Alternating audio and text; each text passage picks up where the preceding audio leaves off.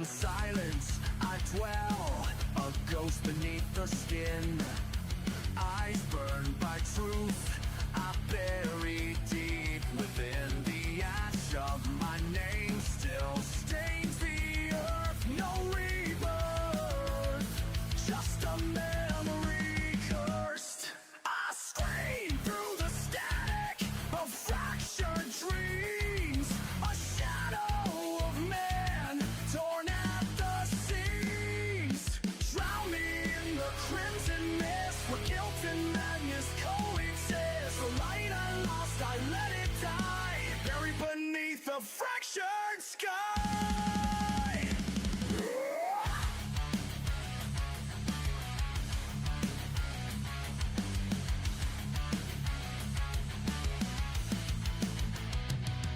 These hands once reached for something pure, now tremble in doubt I can't endure. A hollow vessel built from pain, cursed to walk through fire and rain. No salvation, no peace inside, only echoes of the self I hide. Born from ash, forged in shame. You can't kill what never had a name.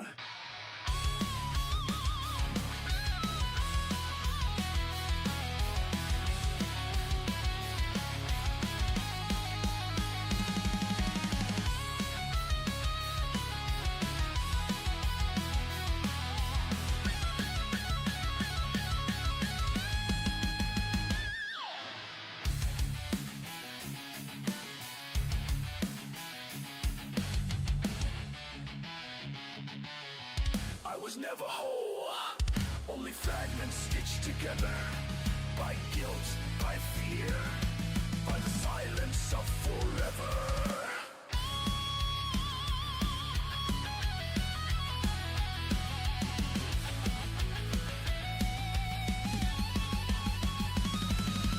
Drown me in the crimson mist, where guilt and madness coexist. The light I lost, I let it die, buried beneath a fractured sky. So tear me down in flame and steel, let the pain be all that's real. This ashen veil, my legacy, a soul unmade, no memory.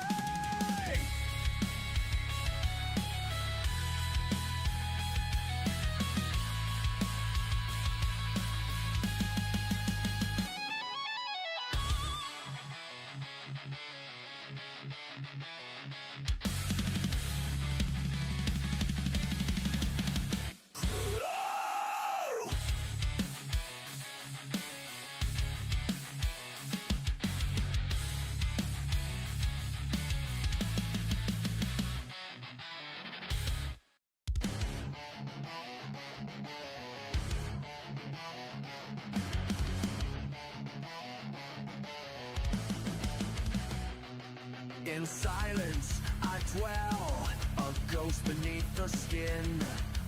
Eyes burned by truth, I bury deep within. The ash of my name still stains the earth. No rebirth, just a memory cursed. I scream through the static of fractured dreams, a shadow of man torn at the seams. Drown me in the crimson mist, where guilt and madness coexist. The light I lost, I let it die, buried beneath a fractured sky.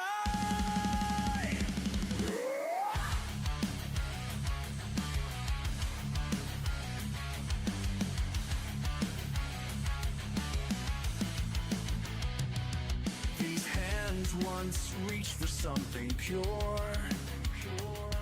now tremble in doubt I can't endure. A hollow vessel built from pain, cursed to walk through fire and rain. No salvation,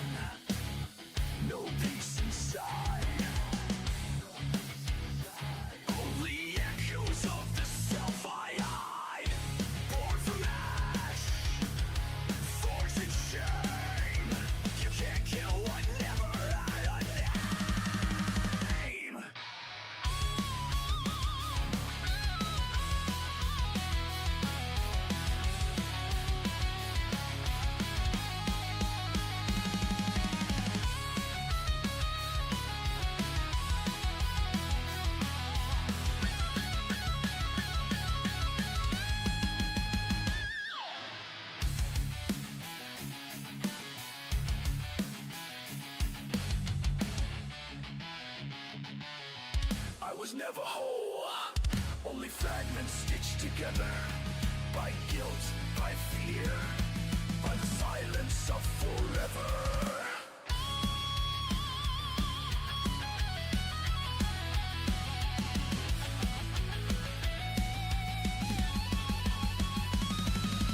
Drown me in the crimson mist, where guilt and madness coexist. The light I lost, I let it die, buried beneath the fractured sky.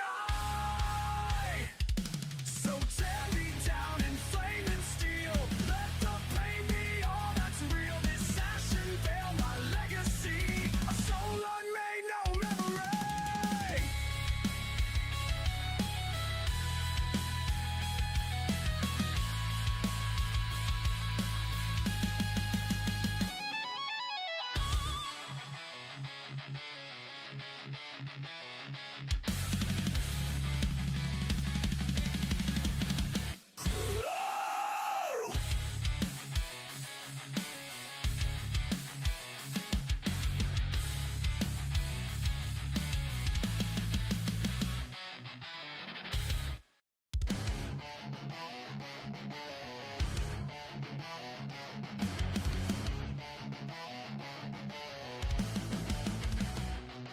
In silence I dwell, a ghost beneath the skin. Eyes burned by truth, I bury deep within. The ash of my name still stains the earth. No rebirth, just a memory cursed.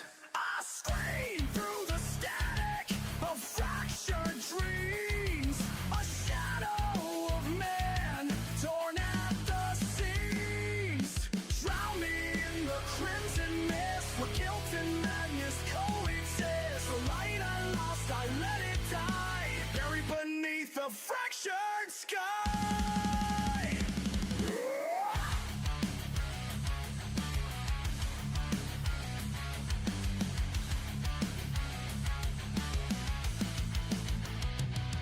These hands once reached for something pure, now tremble in doubt, I can't endure. A hollow vessel built from pain, cursed to walk through fire and rain. No salvation, no peace inside, only echoes of the self I hide. Born from ash, forged in shame, you can't kill what never had a name.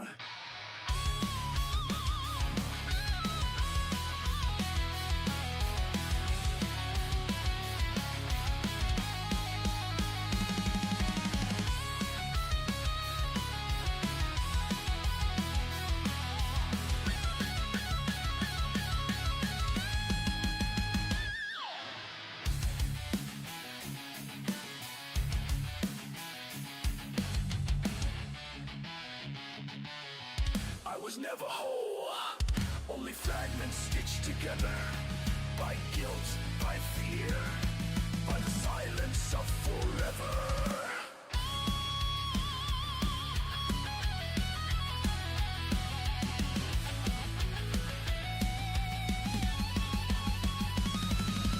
Drown me in the crimson mist, where guilt and madness coexist. The light I lost, I let it die, buried beneath the fractured sky. So tear me down in flame and steel, let the pain be all that's real. This ashen veil, my legacy, a soul unmade, no memory.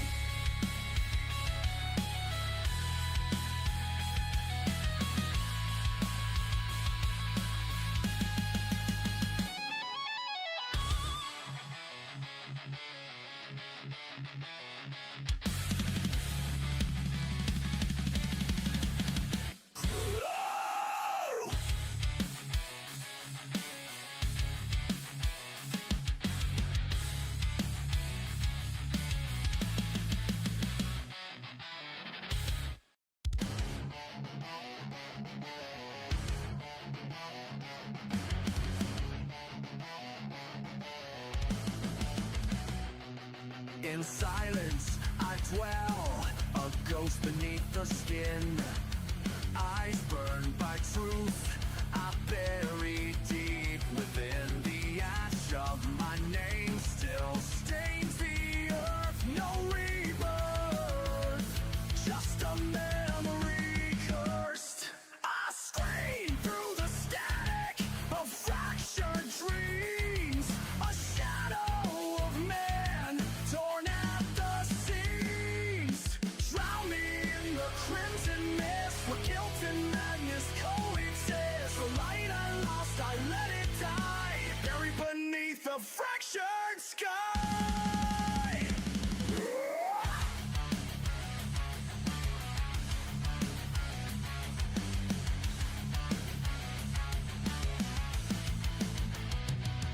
These hands once reached for something pure, now tremble in doubt I can't endure.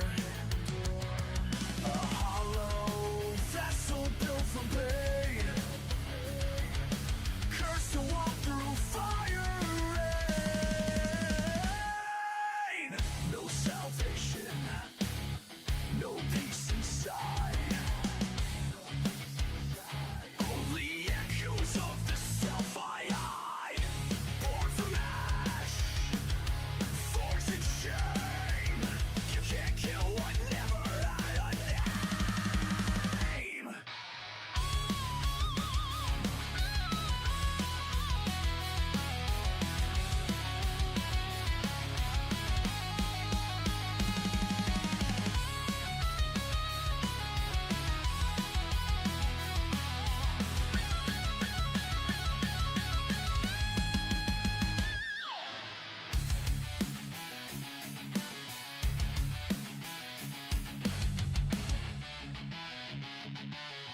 I was never whole, only fragments stitched together by guilt, by fear, by the silence of forever.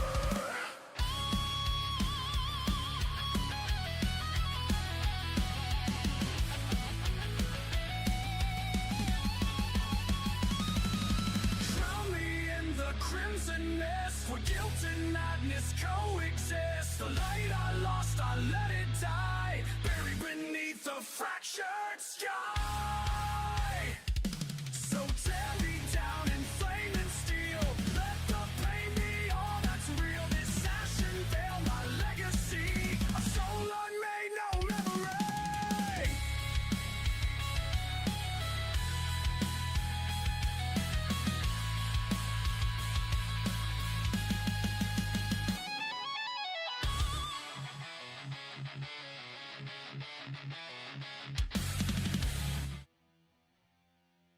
Good evening, ladies and gentlemen. Welcome back to the HPRL series brought to you by Van. Today we are here at Michigan, the place where if horsepower had a hometown, it would definitely be here. The backyard of all the major American manufacturers, Dodge, Chevy, and Ford, all home here, usually in the Motor City of Detroit, not too far away.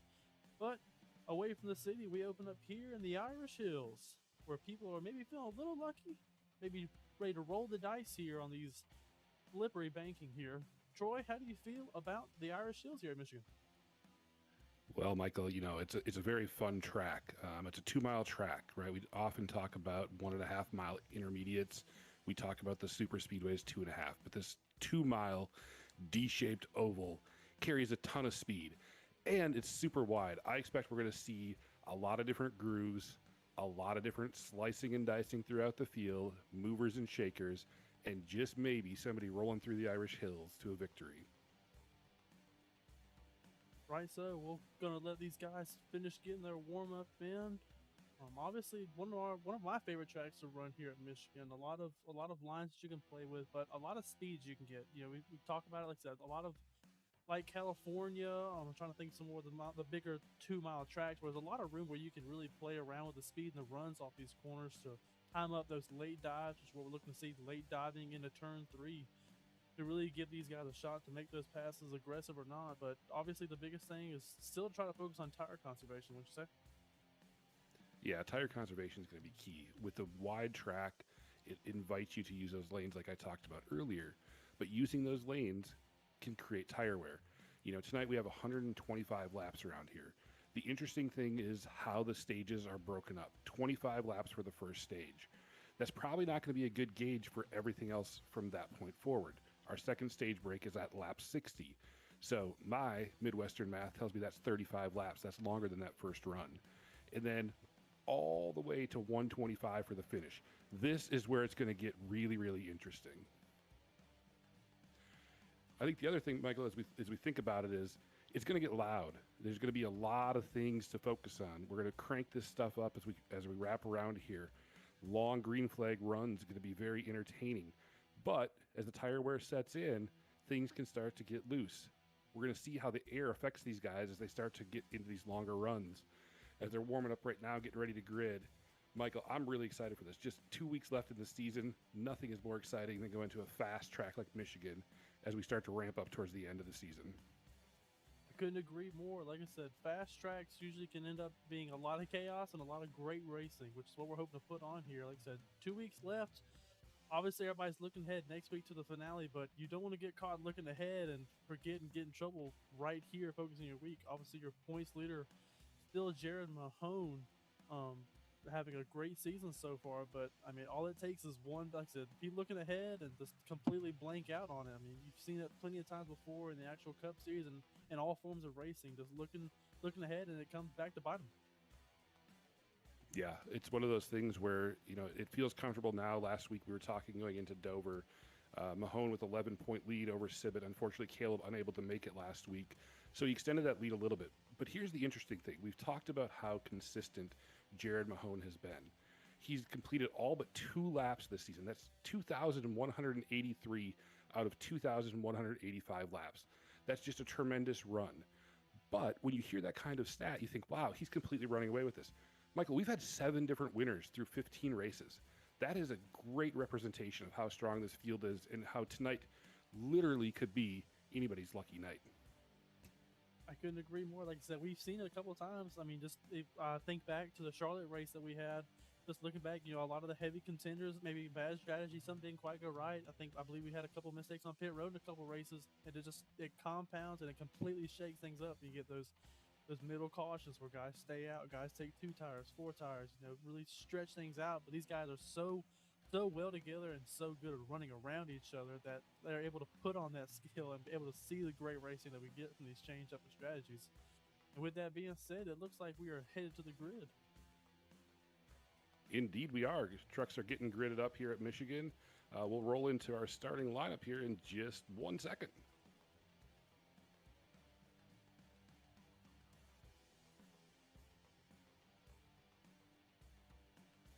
And starting on the pole this evening will be the 3 of... Nope, that is wrong. I'm sorry. Please hold 1 second. I have the wrong information on there. Let's try this one more time. There we go. Starting on the pole tonight is the 9 of Roddy Roberts. Outside of him will be the 85 of Jason Baker.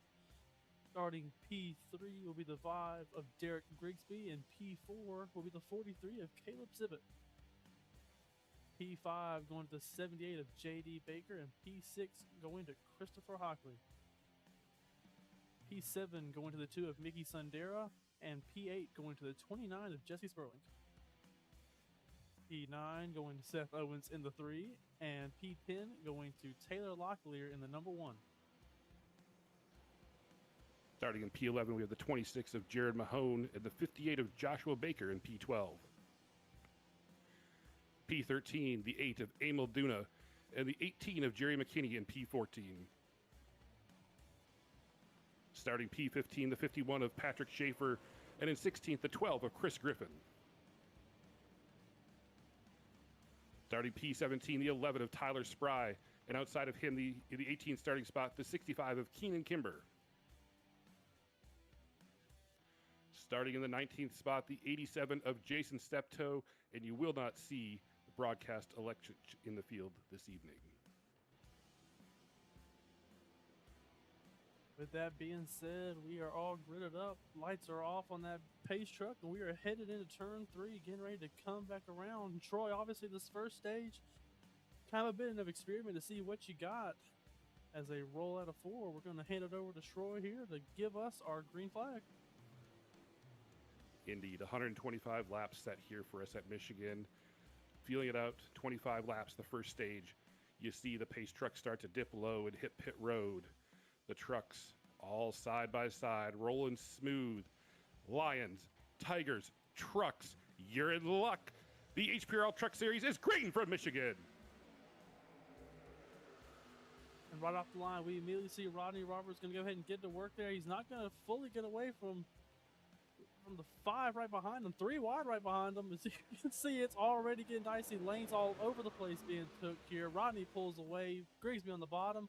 Baker up high, 2 wide behind the leader. A little bit of wall contact back there. We'll keep an eye on it, but Roberts is pulling away going into 3. There goes Rodney Roberts into turn number 3. Looks like rush hour traffic in Detroit, but we're in the Brooklyn Hills, or Brooklyn area of Irish Hills. Rodney Roberts taking him through. Right behind that, we see the 5 of Derek Grigsby. Good battles as they start to settle in here for the 125-lap run around Michigan. Yep, a lot of moves to be made early in these runs here. You know, you kind of want to see this. You have to immediately start to think, do I want to push here? Do I want to step back and try to conserve for maybe later in this run? Like I said, we should see some movers moving up around this, just trying to go ahead and fight for some spots, and then maybe guys who are already go ahead and start saving their tires later for this run. Yeah, settling in here as we roll around on lap number 2. Rodney Roberts pacing the field. You see Baker and Grigsby in tow, followed by Baker. It's a Baker sandwich for Grigsby as they're trying to reel in Rodney Roberts. Everybody falling in single file. A little bit of draft starting to play into effect here. Guys are getting going early. Again, 25 laps in this first stage, trying to make some positions. Ooh, you see a little shot there from Hockley to Sibbett going into the corner as they come out of the corner and head around chasing Rodney Roberts. All in chasing down Rodney Roberts. We see Baker trying to maybe work on Grigsby up there. A Baker sandwich. Sibbett right ahead of Hockley. We see Sperling right behind these guys leading another Baker. We got Baker diving to the inside now. That's Joshua right there in the 58. Sperling high. Right followed by the 18 and the 1 behind him. We have 2 wide, 2 rows right here, battling it out between each other. Rodney Roberts pulls away to a 3/10 lead from the lead here. Battling all over the racetrack is your fastest lap, the 78 of J.D. Baker right there. J.D. Baker ripping around, making up some ground. There we go. You see the Baker brothers tailgates as they head down the straightaway. J.D. Baker looking underneath Grigsby. Grigsby pulls away just a little bit as they head into the corner.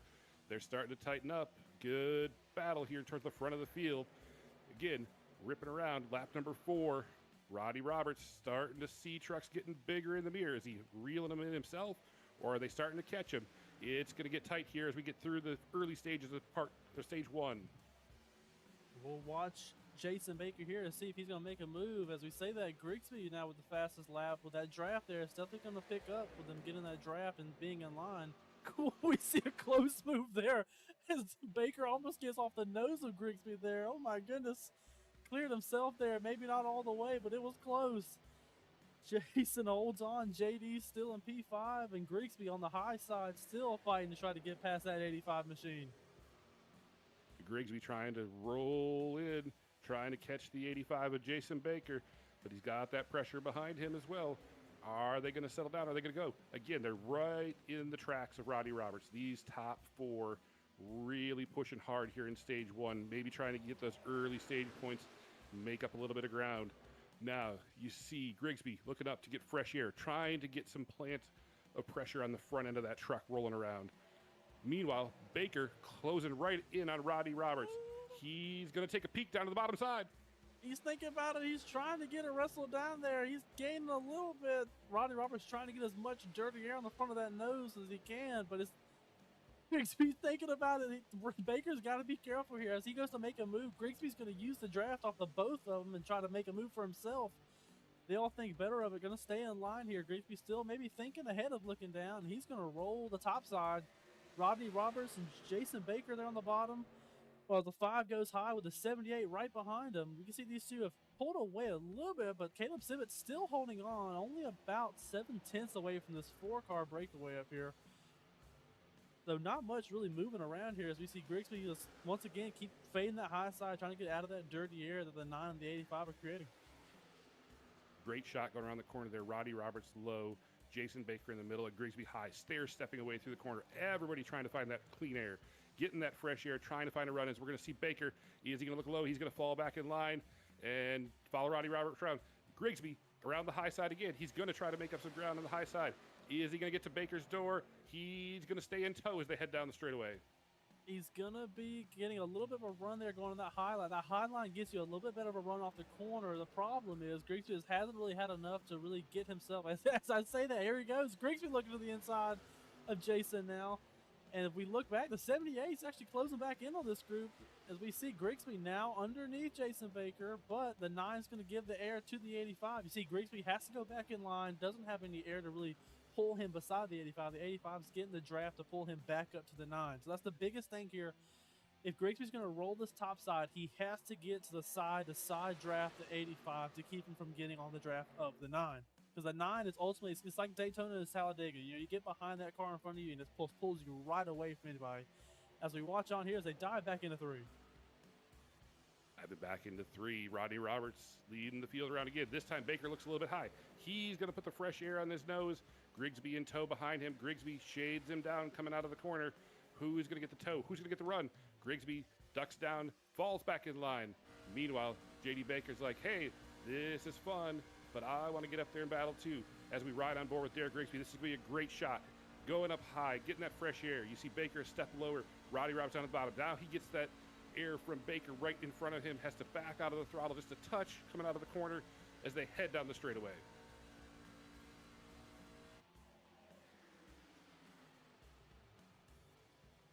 Heading off into the corner, Rodney Roberts leading Jason Baker. Here goes Grigsby, looking down low. Baker washes up high. He's going to have the momentum coming off the corner, but Grigsby's there side by side as they come across the start and finish line. He's got to side draft him harder. Grigsby's got to get up on that quarter panel. There he goes. He got up to the quarter panel. You can see he just immediately pulls right up beside the 85 there.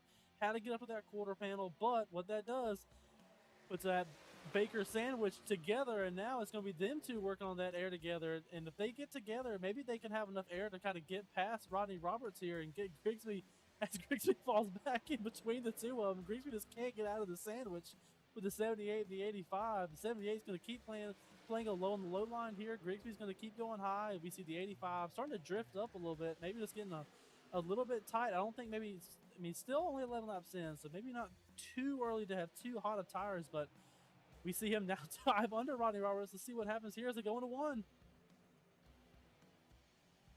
As they head into 1, there's Baker looking underneath Rodney Roberts. Is he going to get the run coming out of the corner? Baker's going to push hard, but Rodney Roberts has that preferred line. He's going to have the other trucks in tow. Meanwhile, behind this battle for the lead, we got a lot of things slicing and dicing from P5 on back. We've got great battles all over the track as we look back here right now. Look at these guys tearing around. Christopher Hockley up there currently running P5. Jerry McKinney, P6. Caleb Simmons falling back to P7. Locklear up to P8. Everybody, great battles. Front pack, exciting. Mid pack, just as exciting. As we're only halfway through this first stage, this is going to get even more intense as we go through the rest of this 125 lap event here at Michigan. This is what we've come to expect here from the HPRL series. You know, great racing, side-by-side actions. We look on here, Locklear looking underneath Sibbett, who's actually fallen back in this pack here. P7 back there. Well, we see Hockley is able to take ahead of this charge right here. McKinney right behind him. Sibbett there. Locklear. J.D. Baker right there in the 58. We see the 8 car back there of Duna. Sperling there in P11. And Mahone, actually, it's been quiet so far. Our points leader kind of having just an easy day back there. P11 up now. He's going to get past Jesse Sperling on that high line, trying to get a draft off the 8. We'll see if he's able to get enough to kind of close in a little bit here. As I think we'll take a ride along here aboard the 26 machine. Going to ride on board here with the 26.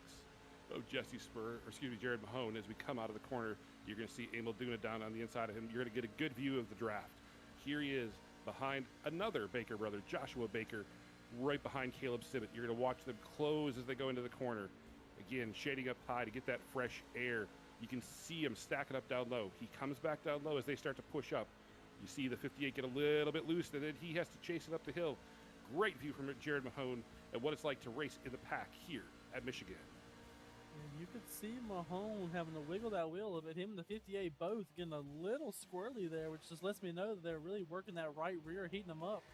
That this track is still fairly warm enough to get those right rears heated up and get them slick. So like I said, you can either wear out the right front of this car by trying to turn in a little too hard, which is what we saw on some of these videos where you would see like when you would see Jason Baker, slide off a little bit. It's a little bit of dirty air, but also a little bit of that right front getting a little heated up would move him up. Now we have back here with Mahone, you can see him still having to fight it a little bit. There we go, right there, another kick out as they heat up the right rear, which is just really you're rolling the corner more, trying to load up the car more to get more of an emphasis on the run out of the corner as opposed to the entry into the corner.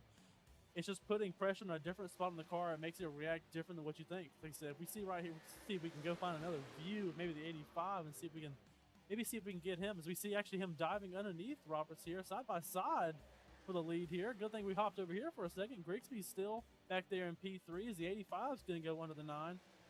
You can see it right there. You see the 85 drift up just a little bit there. I think what he's done is he's heated up that right front tire, which is going to put a disadvantage of him having that steering ability to get that car to turn down the track. Whereas we see Mahone in the back and those guys back there are having to worry about the car being loose and snappy because they've worn out the right rear trying to get the exits of the corners. Wearing out those tires just over halfway through this first stage. You talked about it at the beginning, Michael. It's going to be a factor as we saw Grigsby get around Baker there by carrying that high side. The low side, very inviting, shortest way around the track. You want to roll it. You can save tire down there, but you don't carry that same momentum. So you try to get back into that throttle just a little bit sooner, and then that's when the tire heats up. And pretty soon as you see Grigsby get a little wiggle on the top side, it's going to open the door for Baker. That's when you have to start deciding, do I push or do I ride it out? What do I want for tires at the end of a stage or at the end of the race? That's going to be the key here as we're pushing through. Again, all of this happening behind Rodney Roberts. He's had just enough to keep everybody in tow. They've been able to challenge, but they haven't been able to pass, as Baker and Grigsby are side by side for P2. I think it's the line we always say. It's not as hard. It's hard to catch somebody, but it's even harder to pass. Oh, as we see the 85 get loose in the corner there, he saves it. Oh, that got scary for Jason Baker. They're able to hang on for that one. Oh my goodness, almost lost it there. What that does is it put Grigsby back up to P2 and the 78 of JD Baker right behind them now. Good thing he was able to hold on to it. We'll see how far he is off of Christopher Hockley back here with this pack. With the draft these guys are getting, they should be able to catch the 85 and kind of bring him on here, but we'll see if they're able to catch him here as we get closer to the end of the stage. Unfortunate wiggle for Jason Baker, but a heck of a save to keep it forward. Fall back to P4. Like you said, he's now caught between the two packs. The lead pack is too far out in front of him for him to get the benefit, and Hockley's leading the second pack to catch up to him. All of this as we're winding down to just a handful of laps left in the first stage here at Michigan. Clean and green the field has been so far. So far, so good. Green is lucky here in the Irish Hills. Real question is, though, they're trying to get to the end to get the green paycheck at the end. Obviously, they want to try to keep these things. Like I said, the biggest thing we thought about in this first stage is they're going to drive these trucks hard. You're trying to see what the fall off is going to be, kind of understand of how the truck's going to behave here. We've seen a lot of these guys, like I said, a lot of them heating up back here, heating up the right rears, a lot of the guys in the front. We see Sperling, I believe, actually got in the wall there. Sperling's still in the wall. Jesse Sperling still rolling. Looks like he got a little bit of the wall there on his entry, trying to roll that high line. Got to be careful of if you're going to go up to the high side there. Sperling keeps it rolling as we look on here with the top three, but like I said, as we see Grigsby get another wiggle there, it's going to open up the door for the 78. Just these guys, this is the stage where you can kind of push. Just don't kill the car, but kind of get an idea of how it's going to behave later on in the race, where you now plan yourself accordingly on how to drive this race car. Yeah, it's feeling it out how it's going to be later on, what you can do, how far you can push it. Interestingly enough, as all of these battles have been going on, you wouldn't think it if you didn't have the information, but sitting back in P16 is Chris Griffin. Chris Griffin ripped off the fastest 3, 5, 7, 10, and 15 lap averages here in this first stage. Maybe, Michael, he's doing exactly what you said. He's not pushing early, didn't get a great starting position, just saving those tires, wants to make sure that the truck is there for the end, see what he has to push. It's going to be interesting to see how these things play out. During practice, Joshua and Jason Baker had the fastest long run times. They really focused on getting long runs in during their practice session.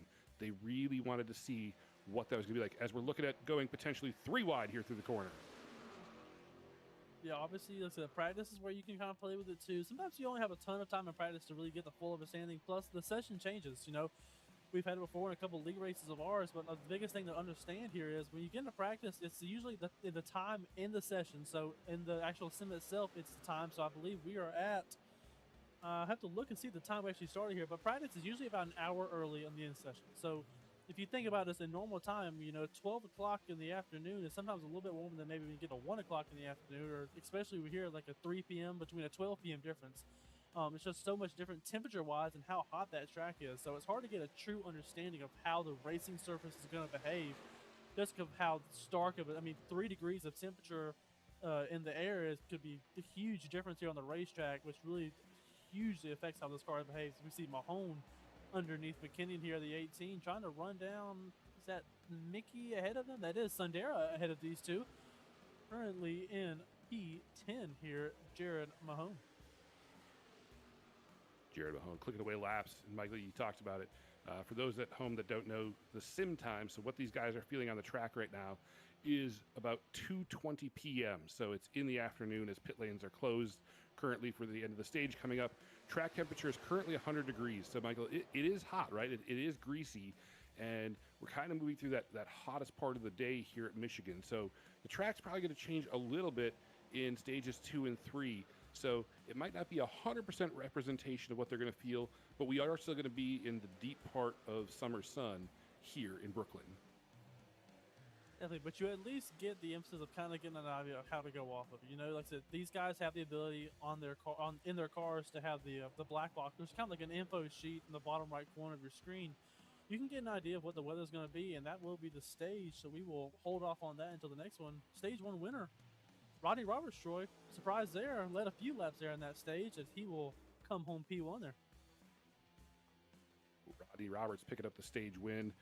Normally we try to interview the stage winners. Rodney is not in voice chat for the stages, so we will not have Rodney here this time around. But, Rodney hasn't been here all season long. He's been here when he can be, Michael. But he's looked very, very strong on 1.5 mile tracks. He's done a lot of work, a lot of laps led. Obviously commanded the field up front as the battle 2 through 4 really was heating up behind him. Anytime he got a challenge, he was able to hold him off, and he always held him off by holding that outside line, really kind of choking off that exit point.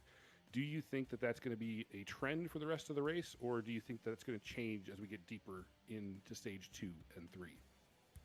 I think it carries. The biggest thing, obviously, Michigan, you have a little bit more speed that you can help play with the dirty air to kind of beat it with the draft. So you got to be careful on how you block it. But like you saw with Grigsby and the Baker brothers around there with them, they kept fighting each other. If they would get in line long enough to where Grigsby, even one of them, get to the run there on that inside quarter panel to get a side draft, then that would give them the opportunity to try to get around them. But see, what the problem was is that we saw it before. Grigsby would get to the side of them, but then you'd see when the Baker brothers would fill right back up on the top side with the 9, and it would just push the 9 right back out in front again. So there's really no way. You have to have help on your side to kind of make a move here, especially on a backstretch. You have to have the air to kind of get there. Obviously, you can dive it into the corner, but you don't want to do that just to not kill the tires off of these cars. So you kind of want to just get as much hope as you can. We talk about it like a drafting track, but it drives a lot different like it. You still have some of the rules that apply carry over from your Daytonas and your Talladegas, especially with your air and having friends helps, but it's not as detrimental as a Talladega, where if you don't have a draft, you'll fall right out of it. As we'll see the 9 lead these guys on the pit road. Everybody should be coming here for 4 fresh tires and Sunoco racing fuel. Surprise, surprise. Nobody stayed out. I wonder if tires have anything to do with that. As the whole field comes down here to pit road at the end of stage 1, the focus here, get in clean, don't speed, don't slide your box. Just have a clean stop, get what you need, and roll back out. We'll see how the field resets. As we see Rodney Roberts and Jason Baker split his box. Oh, no. We'll see how that affects their stops, and we'll reset here. Oh, look at that. We're getting some moving and shaking as people are leaving pit road. We're going to have a different look when we come back to green. And the 78 blew past him. I wonder if he maybe took 2 tires there. Maybe he didn't go for all 4 because he was a couple seconds ahead of everybody. I mean, just blistered out of the pits after that one. Wait JD for Baker the said, "You reset guys can here. race on pit road. I'm going to race back on the track. This is going to be very entertaining to see where everybody resets." Curious to see. Maybe to go back, try to see if maybe we can figure out if he did a 2-tire stop there. I mean, he just blew those guys off pit road. Strategy can definitely come into play. It could definitely shake things up. It's a very, very interesting time. Obviously, this HPRL Truck Series is so talented. These guys know a lot of different things they can do, whether it's on the track, on pit road, or strategy-wise. It's a very, very competitive league with very, very talented drivers, like I said. And Michael, it's going to be interesting to see now with Baker and Grigsby. Oh, and Baker's coming back to pit road. Oh no, definitely not what you want to see. It may have possibly been a speeding penalty. Let's see if he just has a drive through or he's going to come back here for maybe 2 more tires. We're getting 9 here as they go back around. Sure, turn the lights off on the pace car this time. We'll watch on here. Let's see what happens. See the 78 roll into his box. Nice and clean. See what happens.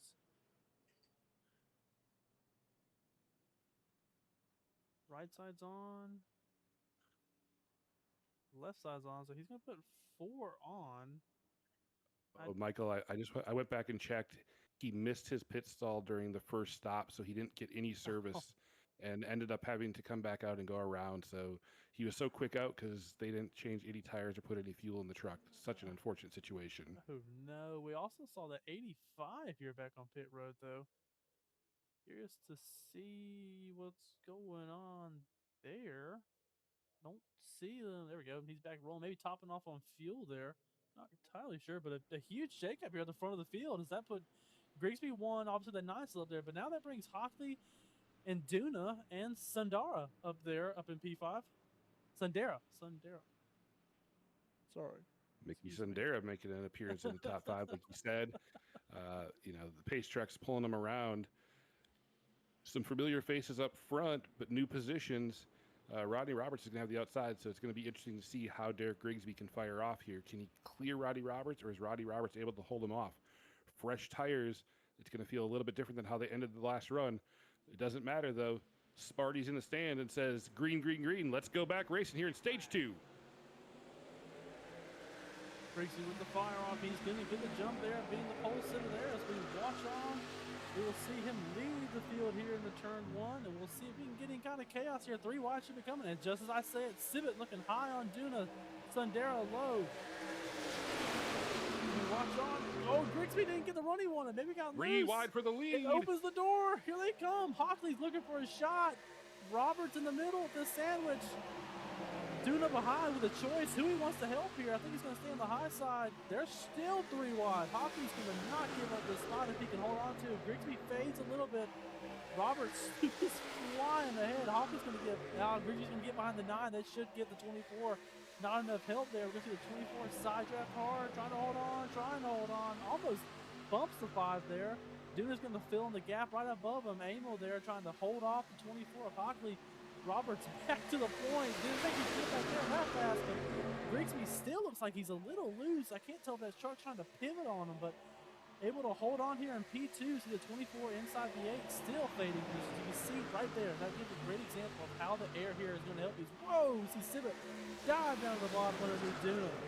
Pivot's almost there, not clear yet. Duna's going to come down and squeeze him. Holding on to it. Side by side here for P3. Early laps, fresh tires, Superman's flying. You see, Emil Duna gave Caleb Civet a ton of room in that corner as Civet was chasing that truck all the way up. Fastest laps, ripping around. Roddy Roberts just at the fastest lap at 39.8. These guys are flying around this 2-mile D-shaped oval. Roddy Roberts, oh, he gets a little wiggle with Grigsby on his rear bumper, saves it. Everybody checks up. Emil Duna has to chase it down. Civet goes down as we head off into 3. Caleb Civet going for the dive bomb here. 2 wide all around. Hockley gets tight behind the 5, goes back up. Civet's giving everything he's got right here. Duna's just kind of just trying to say, what's going on around me? Trying to just get away from the chaos. Here we go. This is what they needed. Grigsby underneath the 9 with the 43 behind them. They left Grigsby to dry.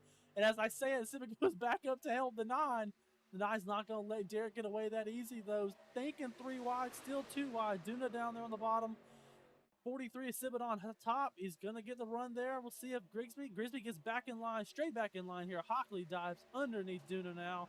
24 below the 8. They're going to drive it hard in the corner here. Grigsby dives back under the 9. So much racing going on up here. See how Sibit's in the middle, trying to figure out where he wants to go here. Hockley underneath him. Duna high with the 43. The 58 has made his way up here to this top group as we see Duna's going to try to lock on the bumper. The 43. He's going to side draft the 24. Moving around, 2 wide all around. Grigsby, Roberts, Hockley, Sibit, Duna, Baker. And you see McKinney, and there is Jared Mahone in P8 has now made his way up here to this pack. Stage 1, one stood for 1 at a time, single file. Stage 2 stands for 2 at a time, side by side up front. A much different look and feel. They're moving, they're shaking. Rodney Roberts, Derek Grigsby. The rest, throw a blanket over at any point in time. Caleb Sibit, Christopher Hockley, Emil Duna, Joshua Baker moving up here. Where did he come from? Jerry McKinney, Jared Mahone. Everybody up front. Our top 8 are really pushing each other every lap here around Michigan. This is excitement at its finest. This is horsepower unleashed. This is drivers knowing there's 2 weeks left. I want to stand on the podium. Let's go. Let's rip it as they're almost 3 wide going through the corner. 2 by 2 behind your leader, Rodney Roberts. Yeah, we saw in that first stage, those 4 pulled away. The rest of this pack back here is not going to let them get away again. As we see Hockley, we see Joshua Baker up here, McKinney, Emil Duda, excuse me. Everybody's not going to let these 2 leaders ahead of them get away from them again. As we still see moves. Keenan Kimber comes onto the scene. They keep appearing. They keep coming. Keenan Kimber behind the 18. He's going to help McKinney with some air there, who's side drafting Jared Mahone. As we still have side-by-side up at the front, as we see Joshua Baker P3. They are shaking and moving. I can't keep up with all of them. Still on here. Joshua Baker now behind the 5 and the 9. Here at the front of this field, the 2 other Baker brothers fell out, and 1 more emerges. They just can't get away from the front of this field. The 58 P3, the 5 P2, 9 P1. As we watch them play around the lines, checking up all over the place, blocking air. Not a clean spot of racetrack out here to really find yourself a calm lane to move around. Oh, as we see a wreck, the 18. We got a wreck. Oh, no. All the slicing and dicing and lane changes. Oh, Baker caught the end of it. Big hit afterwards. Let's see if we can get a replay on it.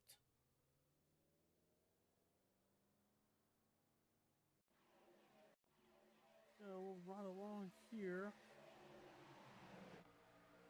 We brought aboard with the 18. We're going to try to see what happens here. Got Kimber on his outside. Kimber had emerged. Duna right there in the 8. The Hockley up there in front of these guys.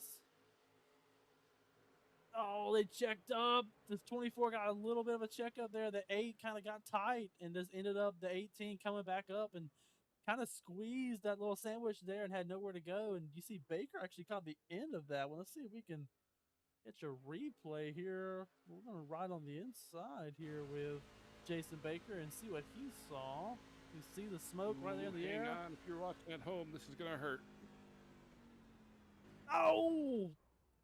Didn't want to run over. I believe that was not the 18, 51, I believe is who didn't want to run over there. And just ended up catching the 18 coming back down the track there. Very unfortunate there. Not what you want to see. Unfortunate situation. And Michael, like you said, that's one of those instances, Christopher Hockley was in the wall.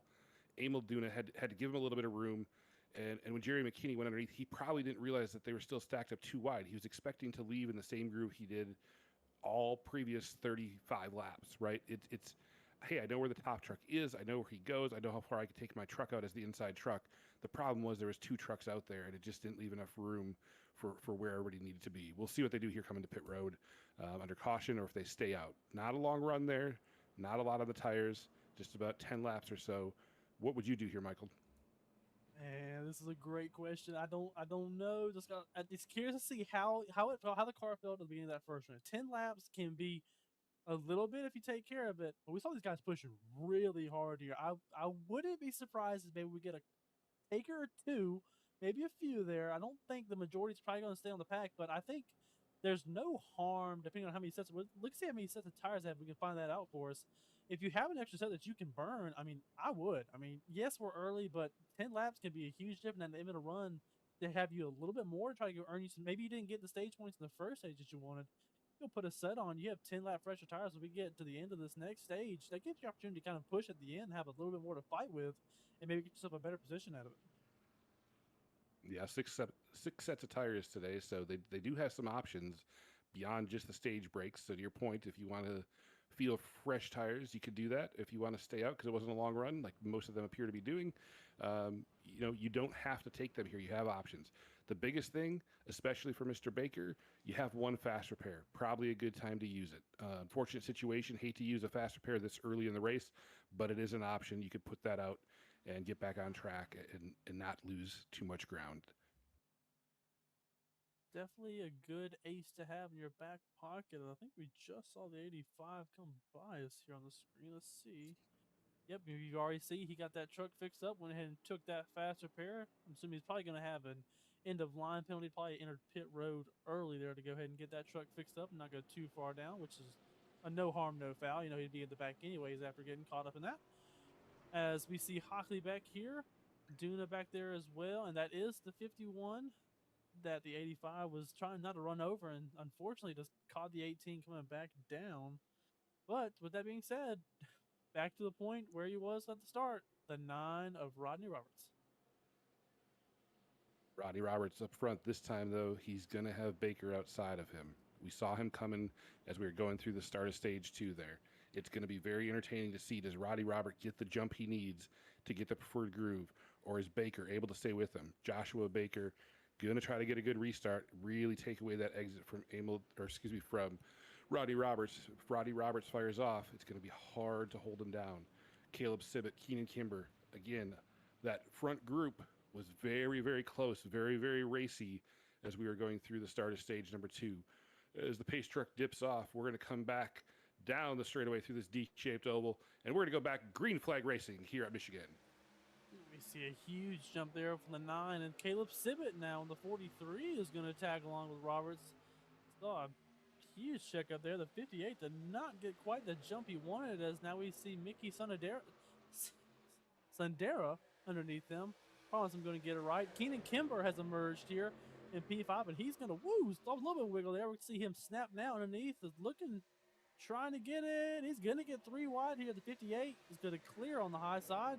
2 fades back, and Keenan Kimber going on the bottom as we see Jared Mahone now on the outside of the 2, as Mickey is now 4 wide back here. If I can get an angle on this, let's see. 4 wide. 4 wide. Right after a wreck, we're going to go back to 4 wide racing here in Michigan. Oh, my goodness. We don't have a stage 4, Michael. We can't go 4 wide. We can't go more than 3 wide. Meanwhile, as we're going through and watching this battle, Mickey Sundera rolling that high side, trying to stay out of the 4 wide battle. We also want to welcome into the booth Trevor Dyer. Trevor Dyer has joined us. Trevor, what do you think about this action we're seeing here at Michigan? Well, I've been watching as I've been trying to get here as fast as I could, and man, this has been a lot of action so far. We've seen some wrecks. We've seen a lot of people sort of mixing it up. I mean, obviously there's a lot of lanes, so it's been really racy here tonight, and I'm excited to be part of it. Speaking of racy, we got a race for the lead. Caleb Sibbett looking underneath Rodney Roberts as we head off into turn 1. Michael, they've kind of broken away, but a bump going into the corner. This is still entertaining with just 2 trucks. Sibbett is tired of following this 9. He's not going to let him get away. You see him come back up the track a little bit. Roberts is going to clear there. Sibbett's not letting him get away as he's still tucked in right behind that bumper. These two putting on a show by themselves up here, just dancing manu up here as the pack's still fighting together back here. As we're going to flip on back here and still going to look 3 wide back here. The 81 has appeared. I'm sorry, the 87. I have 81 on my screen. That's step-toe there in the 81 machine. Jared Mahone here. We have a caution. We got a caution. Oh, Christopher Hockley. See if we can catch a look at what happened here. Oh! Baker into Hockley. Jerry McKinney, innocent victim at the end of that one. Go back again. We'll do a chase here. See if we can get another angle here. You see the 85 of Jason Baker underneath him. Gets a little bit wiggle, just comes up, just wasn't clear and got Hockley up into the wall there. And the 18 gets collected off that. I believe the 11 as well. It just hasn't appeared yet. There he is. A little bit of a ghost there haunting the 24 after the fact. But we see Hockley goes around. Saw a little bit of damage there. We see a little bit there on the front of that truck. Definitely not where they wanted to be. That would be Tyler Spry, who was also caught up in that at the end of that. I believe they're all going to get away from that one. This may be a little bit of damage. As we see the 18 there with damage to the front of his truck, a little smashed in. Our second caution here at Michigan. I'm going to take this opportunity, Michael. I had a conversation with Emil Duna, the league owner, earlier today, and he gave me the okay, as we see some folks take to pit road, to announce some new information for season 6, which will be starting here in a few weeks. In season 6, because the HPRL Truck Series is so committed to continuing the driver and fan experience, they will be introducing fantasy sim racing as part of the HPRL Truck Series in season 6. That's right, all of you listening, all of you watching live or in playback, you will be able to set fantasy lineups in season 6 for these exact drivers. So not only can you give the shout out to the chat, you'll be able to put your proverbial money where your mouth is. It's free, by the way, but you'll be able to put your proverbial money where your mouth is and bet on your favorite drivers. On top of that, there's going to be a sneak peek next week at the season finale. The link is going to be sent out to the drivers this weekend. So talk to your favorite driver, get a copy of the link. You can play along next week just for fun to see what season 6 is going to be like. Now, Michael and Trevor, you have both seen a sneak peek at this fantasy software. What do you guys think that's going to do for this league in season 6? I think it would be a great thing for this league. I mean, we've talked about, or actually, I used to say, if you were a betting man, who would you put your money on? I think this will give a great opportunity for not only the fans, but also the drivers to be able to sort of interact with that. We've done it over there in Apex for a couple weeks now, and I love it. It's a really fun thing to do off track because, I mean, us in the racing world, me at least, I'm always thinking about racing, and so it's always something fun to kind of do when you're not at the racetrack, so to say.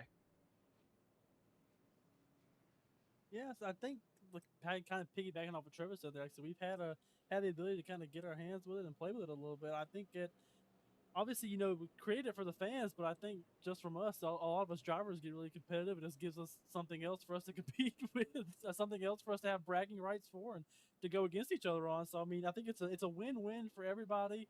Now you can have a competition against the drivers. Maybe you don't have a sim rig to go against these guys. Now you can set against a lineup against them and try to see how you stack up in that angle off of it. Just saw 4 wide racing here at Michigan. I wonder if you'd think differently if you had the guy next to you in your fantasy lineup. Holy cow. Something very exciting for everybody, like we said, in season 6, as we're resetting here in stage number 2, lap number 44. Roddy Roberts up front. Seen him there a lot tonight. But now Keenan Kimber's going to flank him as we come back to the restart. What do you guys think? Is Keenan Kimber going to give him a push and take that lead, or is Roddy Roberts going to drive away? Now, he's showed a lot of speed, so I think that there is a possibility he does get a good jump coming on this restart. I'm not a betting man, but if I were, I think I would say that Trevor might be having a little snack over there. But to piggyback off your question there, I'm going to say the 65 is going to push hard. I think these guys are getting tired of following this 9 around this racetrack. But we're about to see what happens here as they roll back towards the zone, and we'll hand it back over to you, Troy. We're back into the restart zone. Green flag flies. Kimber drives up high to try to get that run. Roddy Roberts down low. They're pretty close. Roddy Roberts is going to have the edge on the low side as we head off into turn number 1. Immediately we see 2 wide right behind them, 3 wide right behind them. Let's see if we maybe get a 4th car and go back to 4 wide racing. The 9 pulls away from the 65 there. We see the 58 now in control of the 3 lines behind him to pick from. The 58 is going to go up high there with Jason Steptoe in the 87. We're going to let these 2 leaders here kind of keep playing. Kimber's still trying to hold on there, but the big battle back here with this pack. Grigsby got nudged up. Steptoe got a little bit of the apron, a little tight, came back up. And here comes Jared Mahone. 3 wide again. Jesse Sperling's back up here. Locklear up here now. We keep seeing new faces keep shuffling around this pack. As we look back, we actually had a couple. I meant to mention we had a couple guys pit there on that last caution. The 43 was one of them, along with some of the guys who had gained some damage. So keep an eye on Sibbett back here, right behind Jared Mahone. He is on sticker tires, as we immediately see. He's going to try to dive under the 26 here, and I think he's going to get the side draft. He will, side by side. He's going to go side by side here with the 26. So the 43 is on stickers. I believe the 78 and the 85 both as well. So something to keep an eye on here. Watch the 43 try to navigate his way through as we look back ahead. Grigsby and the 58 all having fun up here. Jesse Sperling on the charge at the P4. He's going to use the air off Grigsby to try to pull himself up there. And Locklear not far behind. And as I say it, the fastest lap, the 5 of Jared Grigsby, who's now diving under the 65 of Keenan Kimber. With his sights set, if he can get this side draft on that 9 car once again. Grigsby, Kimber fighting for P2. Grigsby pulls back up just a little bit, get a little bit of that draft, and dives right back underneath Kimber as they head into the corner. Kimber shades down this time, doesn't give him a ton of room. Grigsby touches the apron. You see a little wiggle. He chases it up the track. He's going to clear Kimber as they come out of the corner. He's got his sight set on Rodney Roberts. Keenan Kimber back in tow. Keenan Kimber, Jesse Sperling, Derek Grigsby all up here, 2nd through 4th. We see Kimber now going to dive back to the inside of the 5. Sperling's going to stay high. I believe the 29 is going to want to work with this 5 here. We'll see with the 65 trying to...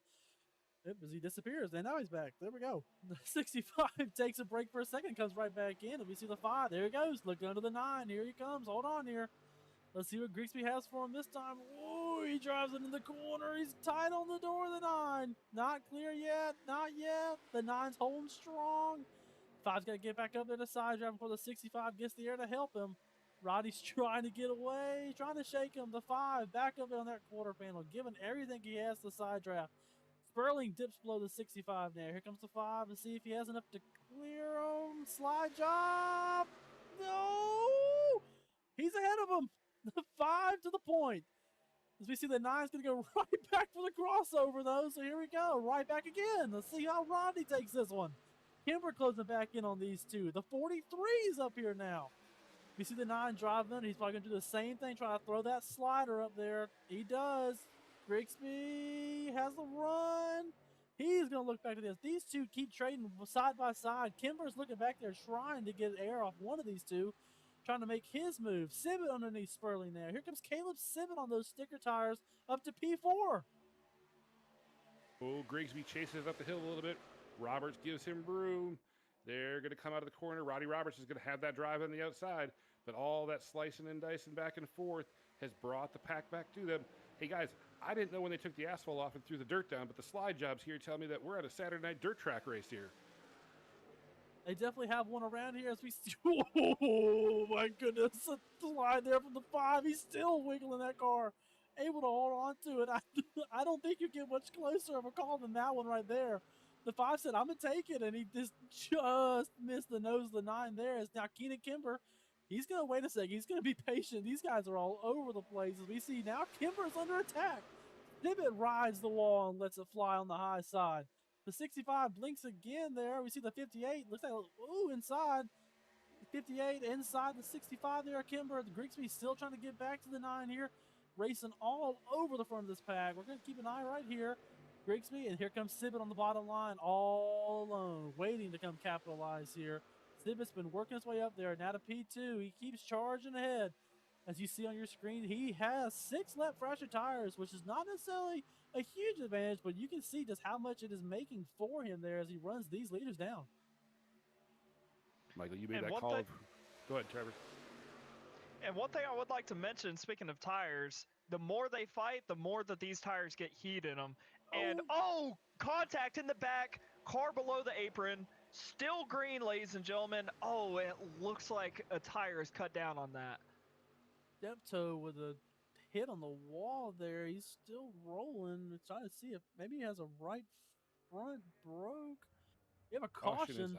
Caution is out as we saw the 87/81. It's a little bit off speed there. Had huge contact. We'll see if we can catch a replay on that real quick. We're going to ride along here with the 87. The 81 is smacks the wall right there. We'll go back a little bit further, get you a better view. Here we go. Underneath Locklear here, going into one. We're going to see what happens here. You see Sperling ahead of these guys. He's just going to work the bottom. A little bit of the clean air down there. Here he goes. Maybe tries to throw the slider. He does, and just wasn't clear all the way. And Locklear gets a little piece of him to get him up in the wall. And just, we saw that right front just get a good chunk of damage off of it because of that.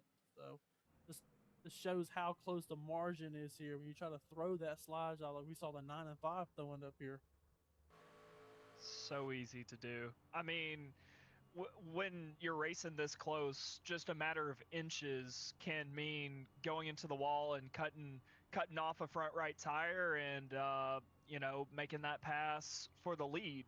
I mean, just a matter of inches, and that just showed it right there. I mean, he almost had it clear, but it just wasn't, and consequences. But very close racing indeed. Very close racing. And for those of you that aren't familiar with iRacing, the drivers do have spotters, but one of the things that the iRacing spotter program works off of is a straight plane. So it looks just straight out from the truck. It doesn't take into account momentum or closing speed. So there's a good chance that when Steptoe was on that bottom side, as you guys saw in the replay, he was clear for quite some time. He probably got that clear call, and by the time he moved all the way up, unfortunately, Locklear was there just that split second, and that's just how quickly things can change and how close these trucks are running. Every one of these drivers has been there. Everyone has experienced it. It's not fun, but it's part of what these guys deal with every single week on the track. Definitely something you want to keep your eye on. But as we look on here, two things remain constant so far. The 9 up here at the front, the 5 close to him. Sibbett came his way back up here. Kimber has made his way up here. The 58 of Baker, 29 Jesse Sperling, and the 51 of Schaefer now in P7. We keep seeing these guys flip around. Just new people up here in the front of the pack. Let's do the cautions. We have people who have gone into the pits and try to make some adjustments on these cars, try to get a little bit of an advantage there. But we keep seeing these guys move around and shuffle, and then once we get the restart, it goes right back again to where guys keep flipping around, just depending on how hard they want to push these cars. How hard do you want to push it? We've talked about that as we pace here. Just a handful of laps away from end of stage 2. I would imagine that everybody, Trevor, is going to be pushing extremely hard here these last few laps, trying to get those stage points at every cost. Most definitely. I mean, we see a lot of people actually pitted, took tires, and if you look, our leader, Rodney Roberts, actually has 28 tires compared to their 1. So we're going to see a lot of people pushing, trying to get up there to the front on those fresh set of tires, because here at Michigan, a fresh set of tires can get you a lot further than you would think in a very short amount of time. So we're going to see a lot of aggression from those guys coming up, but a lot of aggression from the guys up front trying to make the tires, get down to the last bit of their stint and try and defending. So we're going to see a lot of action here. I'd expect to see 2, maybe 3 wide at some points. Only 2 or 3 wide. I think we're going to see 4 or 5 wide on this restart. About half the field is on fresh tires, half the field is on old tires, and the old tires have even disparity amongst themselves. I think this is going to be a very exciting end to stage number 2, as if it hasn't been exciting all the way so far. The lights are out on the pace truck, rolling through the corners. Michael, it's go time. It always is, especially here. Like I said, we've seen great racing up here with these front group. As the pace truck's going to pull off here, we're interested to see 10 lap older tires, and the guy in P2, Grigsby might finally have the advantage he needs here to finally get around that 9. But the dirty air, we'll see as they take the green. Rodney Roberts is going to get the pull away. Let's see how he plays it going into 1 here. Big jump for Rodney Roberts as they head off into turn number 1. You see Caleb Sibbett follow him right through, get up top. As we start to look 3 wide behind them, Keenan Kimber has the coolest trick of the book. Here I am, here I'm not. Where am I going to go? You're not going to see me coming. Trevor, they come down the backstretch. They're coming down, still single file for the top 2, but looking for potential move down into 3 for third, but no, they back off. Top 5 still single file, battling back on in the pack. You can see there on the trail end of the camera there, battling for what is this, sixth place, and I mean they're battling all the way back beyond sixth place. Single file for the moment, going down into turn one. I expect them to fan on back out. There you go. Almost looking three wide right now. Oh no, two wide. Yeah, three wide, three wide. They're down into the backstretch. Watch you go. Like Trevor said, I think this is one of the cool things about this track. You see everybody single file, maybe a double file when we go on the backstretch. And once you get in the corner, you just see everybody fan looking for some clean air as we watch on here with Sperling, the 85 on those fresh tires. Already up to P6, Jason Baker is making headway on those sticker tires. We'll keep an eye on him to see how far he's able to advance. As now he's going to go under his brother of Joshua Baker. Trying to go working under here, trying to get under Keenan Kimber as well. Has enough to get underneath Keenan Kimber. Troy? Look at those fresh tires, working the bottom. You called it. Come to the end of the stage, get fresh tires, see if you can drive up through the field. Jason Baker says, yes, I will. Joshua Baker says, hey, buddy, I'm still here. Doesn't give him an inch, still pushing. Here comes Jason Baker underneath Keenan Kimber. He's going to try to clear him out of the corner. He drives it up the track to make sure that he's clear. He's all the way up to P number 4 now. He's behind Grigsby, Sibbett, Roddy Roberts still out front. We've only got a couple laps to go here in stage number 2. And Joshua Baker, he is making his way up. I mean, he started there back in the almost at the trail end because of pit stops, but here he is battling for the podium here, coming in to the end of the stage. I mean, he's just a little bit far back. He sees the leaders battling in front of him. He gets a little bit of a nothing sandwich there as he has to concede to the dirty air. Clean air's king. And he's still looking. Oh, as somebody comes on, that's Sonadara, I believe, Sonadara, into P3 with, he was on that same pit cycle and caution. I do believe that is stage. That is the end of the stage. That is one exciting drive to the end of the stage. That's what you expect to see coming at the end of the race, and that was just stage number 2. Great opportunity to catch our breath, but Rodney Roberts still able to hold the front with all that going on. We saw the fresh tires coming up through the pack, but Roddy Roberts says, it doesn't matter. I'm going to lock in another stage win. Stage 1 and 2 for Roddy Roberts. Michael, what do you think we have in store for us here in stage number 3? Well, I'm not exactly a man with a crystal ball, but I would say we're probably gonna have Rodney Roberts somewhere near the front of this field. I mean, 10-lap older tires. You can see up on the top side. I mean, Sibbett had 18 laps on his tires. Rodney Roberts had 34 laps on his tires, and he's still able to use the dirty air, use the runs to his advantage. I mean, it's just if I was a driver, it's aggravating. And you have the tire advantage, you have everything that you think you would need to make the move that you need to make, and you're still ending up behind him. I mean, it is just infuriating when you have to put up with that. Like I said, you get everything right. You know, like as we saw Sibbett. We saw Grigsby, I know for sure. Grigsby right beside him on the start had at least 10 lap fresher tires when we went green, and just not unable to make the pass that he needs to make, and it just drives you up a wall. I mean, with this coming to the pit cycle, we're going to see these top guys, they're going to pit. And so the guys that pit beforehand, they're going to cycle out to the front. This is going to make for another interesting battle for early on in stage number 3. Troy, you want to get the ad? We'll get Michael teed up here in just a second to talk a little bit about what we have going on here. But as we wrap up stage number 2, you're going to see them hit pit road. But one of the things here is at VAN, Veteran and Affiliated Networking, we take very seriously what we do and what we love. So, Michael, why don't you tell us a little bit more about VAN? I'd love to. Is we're going to keep an eye here on these guys coming off pit road. Have you served your country? Are you a veteran here in the United States of America? First off, thank you for your service and thank you for all of your sacrifices. With that being said, once again, you're watching us here at VAN, Veterans and Affiliated Networking. If you ever think about hopping in a car out here, and like these truckers are, want to hop in the booth with us over here, maybe want to learn to paint the cars and make them look nice and shiny like we try to do sometimes, have some fun, learn a few things, have we got news for you. Veterans and Affiliated Networking. That's right. Van, the presenter of this broadcast for you today, and also as well a way to help you get up to speed here on iRacing. Anything and everything you can name, we can help you. For any information, please reach us out at email at veteransinAffiliatednetwork@gmail.com. Or any other questions, you can also comment on the YouTube. We would be happy to get in contact with you with anything. With that being said, don't run, don't hide, just get in the van. Get in the van, indeed. Thank you for that, Michael. Hey, Trevor, just out of curiosity, do you know what year Michigan International Speedway opened? You beat me to it. I was actually pulling up the trivia. I didn't have a chance to get it pulled up quite yet.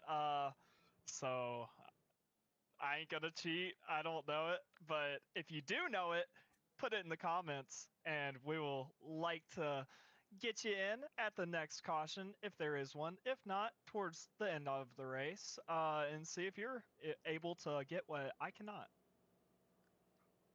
Well, I didn't get a guess on my Roval guess. So I'm gonna go ahead and place a guess this week. I'm going to take a gander that we've been coming to the Irish Hills since 1967. Give me my guess there. All right, you guess 67. We'll see what people in the chat say. We'll see who gets it right. But a very long tenured track, very historic track. Michael, you mentioned it at the top of the broadcast.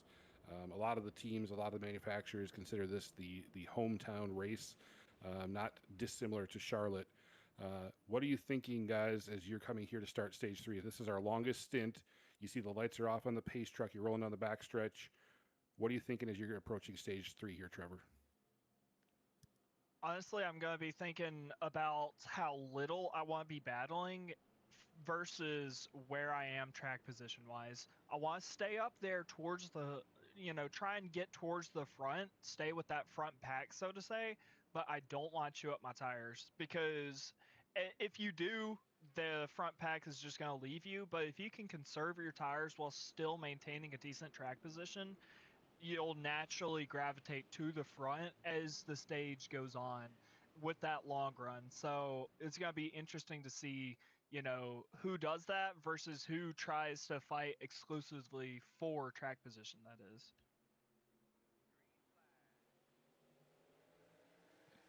That green flag is back out to start stage number 3 as Baker leads us around. New faces up front to start stage 3. Jason Baker, Jason Steptoe, Mickey Sundera, Emil Duna, and we're going to see Baker pull out to the front as we head down the straightaway.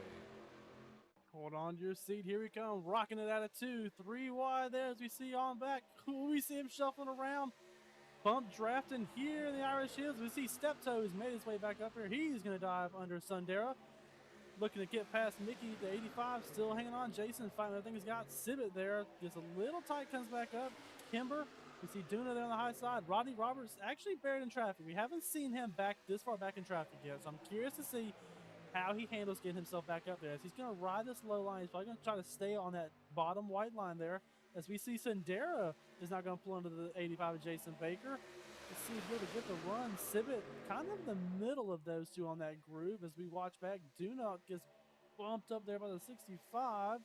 Tire racing back here as Sundera is now going to fade behind Sibbett. All this happening behind Baker as we go through the corner. Sibbett looking down low. Sibbett going to try to get a run. Is he going to clear him? We've seen a lot of clearing that's maybe a little bit closer than you'd like. Baker on the outside, Sibbett on the inside as we head down into turn number 1. And there were 3 wide through the front stretch, but you could actually see, I do believe that was Rodney Roberts pushing the car in front of him. I do believe that's Keenan Kimber pushing him in front of the people in front. Oh, as they get squirrely down the backstretch. Rodney all the way down to the bottom, almost looking 3 wide, but Sibbett is to the lead. Rodney there on the bottom. Keenan Kimber there in the middle. Let's see how they navigate this corner. And Rodney actually goes through on that bottom line, throws that slider. He's back up into 3rd. He's saying, forget the tire run. I need to be in the front now. He knows he's got good tires. He's got good long run pace, as he's already shown. So he's trying to get back up there to control this race.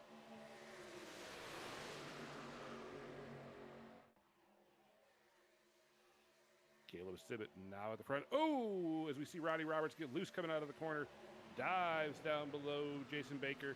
Well, all this has been going on. It's worth noting, Jared Mahone has dropped back to P18. He's one lap down. He had a connection issue. He was able to get it corrected. He's back with us.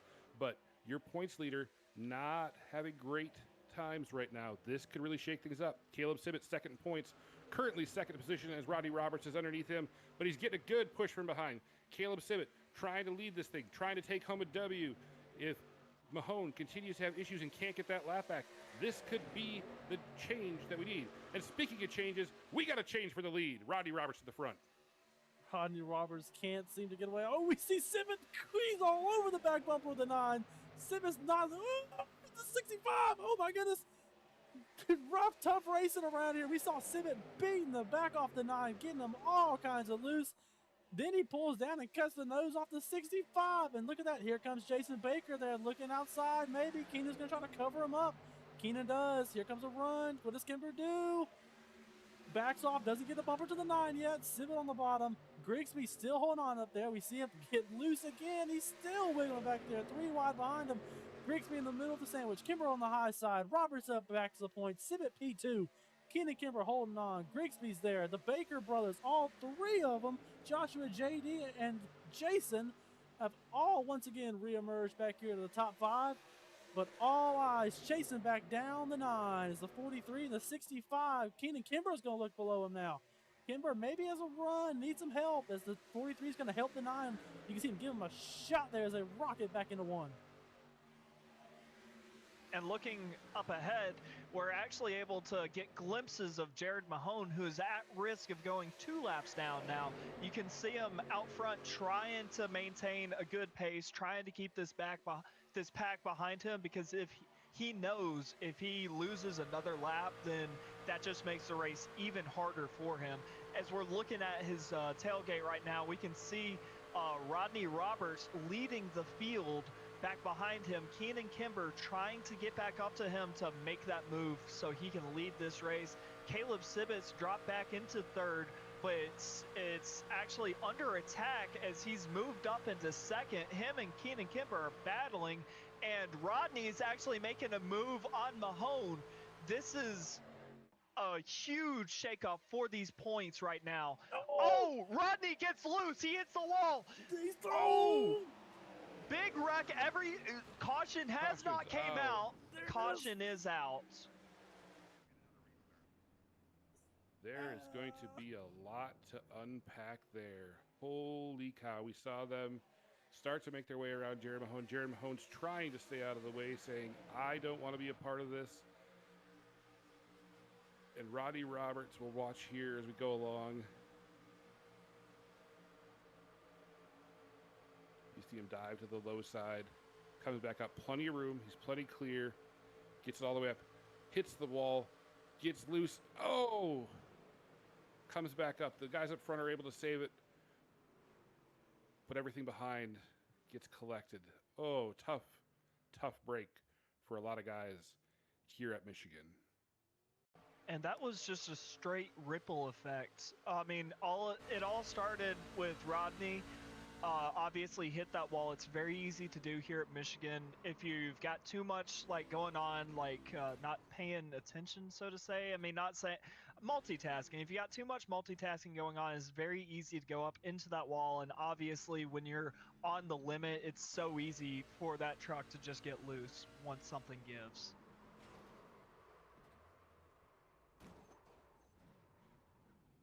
As we get some more onboards here from the replay, you see as you're back in the pack, all you know is there's trucks spinning, there's smoke there.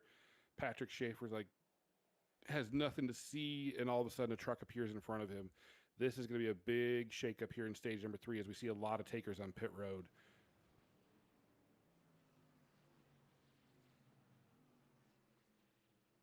Yeah, we actually see most of the field dive down there. See if we can catch an eye on who stayed out. Keenan Kimber Joshua Baker, Mickey Sundera, some of the ones that are staying out. I believe those are the only three staying out, actually. Everybody else decided, yeah, we're going to go ahead and go pit here. Obviously, some are going to pit for damage, but others are going to go ahead and get their cars worked on. We'll catch an eye on here to see who's the first one off pit road with this group. You see him rolling here. I believe that's the 43 of Sibit. Nope, I may be wrong. That may be Grigsby. See if we can catch an eye here. That will indeed be the 5 of Derek Grigsby. Grigsby ruining the race off pit road. You know, guys, we have still about 50 laps to go here. Are you thinking about trying to push it to the end, or are you still thinking you're going to have one more stop as you're rolling around here? Obviously, assuming no caution, are you trying to push it, or do you think you're going to make another stop from this point? And now, obviously, those people that came through pits, they're going to have a bit more gas in the tank to make it a bit further, give them more of an opportunity to, go for a long run as opposed to, short pitting. But if these guys in the lead, these three, I believe that's Keenan, Baker, and Sanadara. If they were already planning on short pitting, then I mean, this honestly shouldn't affect them too much. They do have 11 laps on those tires, but who's to say everybody that just pitted took tires? They may have only took right sides. I mean, 11, 12 laps, we just saw Rodney Roberts able to hold off the entire field for stage 2 win on very old tires. So maybe they're not worried about the tires as much. I mean, this could just play into their strategy, but then again, it could play into others. So it's going to be very interesting to see how that shakes out. I agree with you, Trevor. I think the biggest thing that they need to focus on is they need to work together. You know, you're kind of all in the same boat. It's kind of don't try to be a hero and work with these fresh tires because they'll eventually be faster than the way. It could just get rid of you. You know, you may see a guy who maybe, I mean, just for giggles, we're going to use an example here. If Sundera, stays down there and gets the 24 of Hockley to give him a push, Hockley has no obligation to stay with him. And if worst comes to worst, he's going to use his fresh tires to dive underneath him as soon as they get clear. So the biggest thing is I think you want to stay with the guys that are kind of in your headspace and in your boat. That way you can all kind of work together and keep your spot. So that'll be the 2, the 58, and the 65 all kind of need to stay close together to all keep their position up there with those older tires. There we hear it. Work together, work your strategy. Speaking of working together, the pace truck driver is going to work with the wheel to peel off of turn number 4 in just a second. And the flagman, right hand with the green flag, are going to work in unison as they wave us back to the green flag here at Michigan on lap number 75.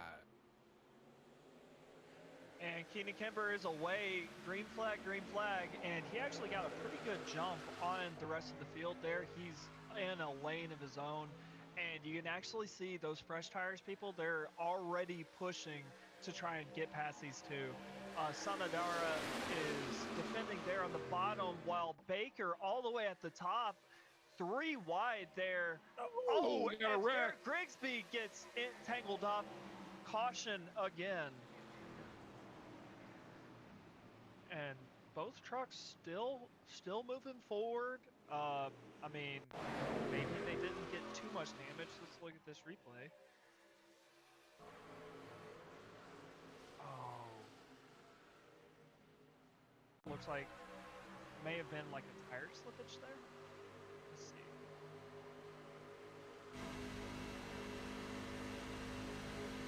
What we're doing here.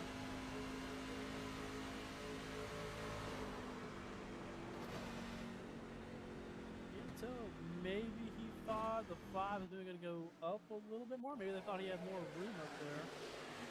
Trying to get maximize that run off the corner. See if we can get a better angle here. You see the 58 there on the high side. I think it's just that little hesitation of the 5. I think he thought the 5 was going to go all the way up the track, and he kind of just almost like a swivel there and stay down there. And Duna just wanted to carry that momentum off the corner and not lose too much there. I will say that happens to the best of us. I mean, such a terrible thing. Luckily, Both of the trucks seem to be somewhat intact. We saw Derek Grigsby kind of lock up his tires. That's going to put some heat into the tires, but I don't think he collected really any meaningful damage, if at all. I mean, we don't see any on the front. I don't imagine that tap would have gave him anything on the tailgate. So, maybe this is just a re-rack for another restart. As we see a few takers on pit road, just updating you, Patrick Schaefer, after the last wreck, is out of the race. Unfortunate ending for his evening. Saw him up front battling hard earlier. We also have a couple trucks a lap down. Jason Baker in the 85 and Jared Mahone, as we talked about a little bit earlier, in the 26, both currently showing a couple laps down. It looks like Mahone is getting a lap back here, I'm guessing as the lucky dog coming around. So a little bit of attrition here in stage number 3. Still a long ways to go. As we talked about, some fresh tire takers here probably on pit road, some damage fixing going on. A long way to go, and we've seen this is going to be a very, very intense run to the finish line. With all that in mind, your leader at the 65 of Keenan Kimber, him and Joshua Baker still on those older tires. We saw Sundera faded out of that group. I think it is obviously just got swallowed by all the lanes. It's hard to block everybody back there, and he was unfortunately in the worst spot, not on the front row, so he always at a disadvantage with fresh tires on his outside. But I mean, these two right here are now in the same spot. They're side by side together. If the 65 gets too big of a run, it's probably going to drag what should be the 87 of Steptoe along with them with those fresh tires.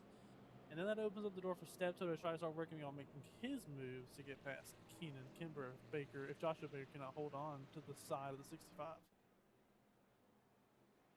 And one thing that I would like to mention, these guys, Baker and Kimber, up here at the front, they did not pit 4 tires, but what this is essentially doing, these quick cautions like this, are putting heat in everybody else's tires, and that's going to kind of shorten the gap between their tires and everybody else's tires, because as they're putting more heat in the tires, this is actually going to give more time for these guys to cool off these older tires a little bit.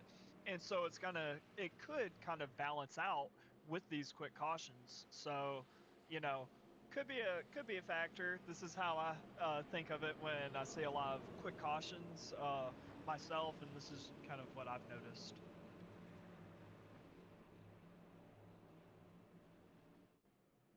We'll see if this has leveled out the playing field here. Again, pacing under lap number 78. We're going to 125, the scheduled distance here at Michigan. Keenan Kimber has the field in tow right now. Joshua Baker on the outside, going to continue to push. A lot of action still to come. As we look back in the field, you see Steptoe, Baker to the outside of him, Emil Duna, Chris Griffin. We talked about Chris Griffin in stage 1 as we went into stage number 2, was showing the fastest long run speed as far as averages go during that first stint, even though he was hanging out in P16 at the time. It's going to be very entertaining as the pace truck gets ready to drop down. Michael, we get to go green flag racing again. Always love seeing green here in the Irish Hills as we roll back to it. Kimber fires off as we head into turn 1. Just like I said, he's going to drag Steptoe. Joshua Baker didn't get the jump he needed. Now that opens the door for Steptoe to make his move on those fresh tires and see what he does here. Obviously, this first lap is just getting up to speed, get through the gears clean, and then once probably get to turn 3, if not coming back around second time for turn 1, is when he's going to start trying to get ready to make up his move. Here we go. Steptoe's going to go a little bit higher, try to get the run down. We look on behind.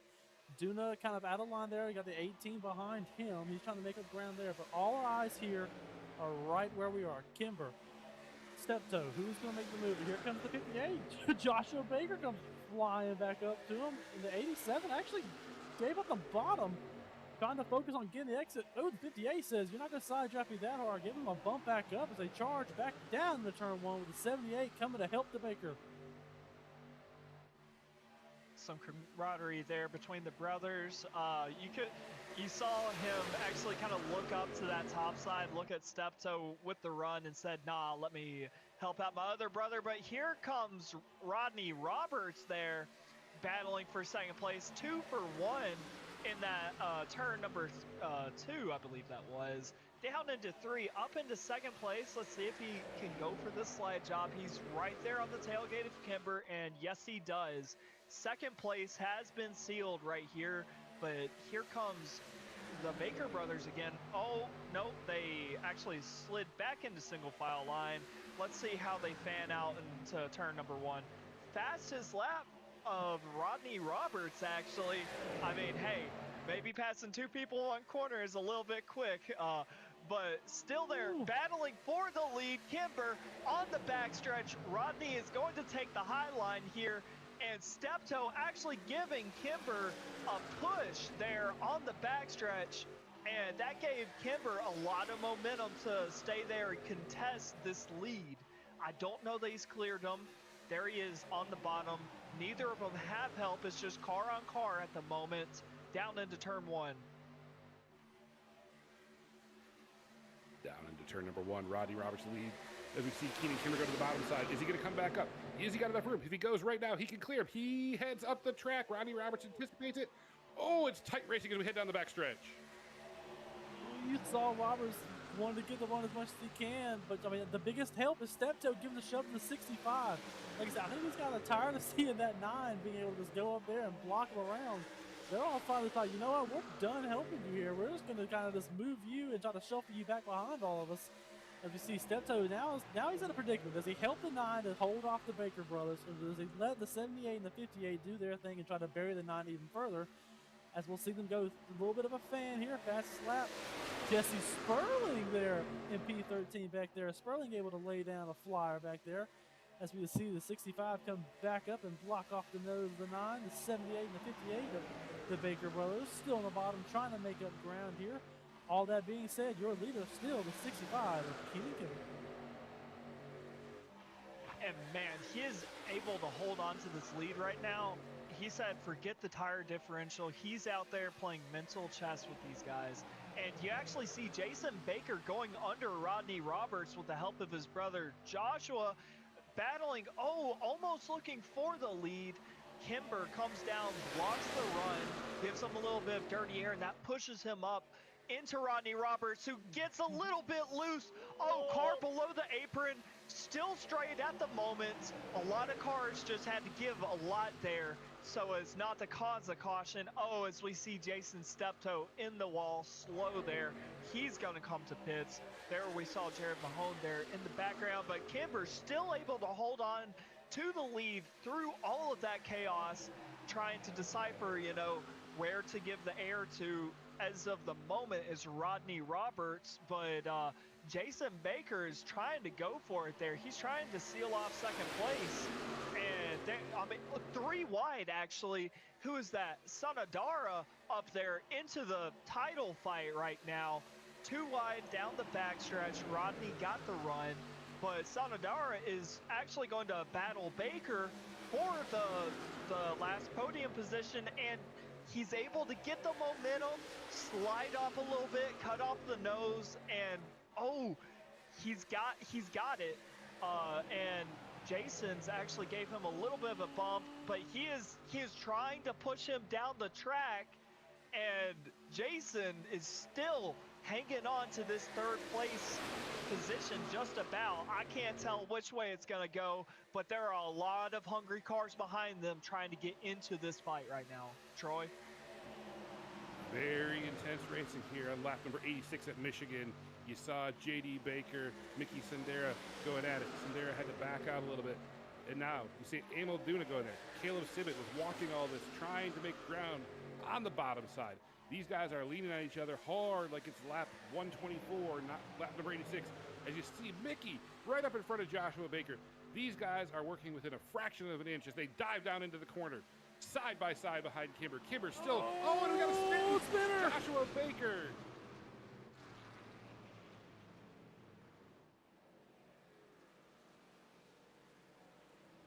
We'll bring out the caution as we get a look at the replay here, Michael. not clear as he went down in there. Sibbett said, Sibbett just gave him a little reminder that I'm down here. Let's see here, we'll watch again one more time. You see Sibbett able to hold on there. 58 cleared there. Tries to get a little bit, got a little bit of the wall, and just turned down late. That's where Sibbett was down there, just bumped him.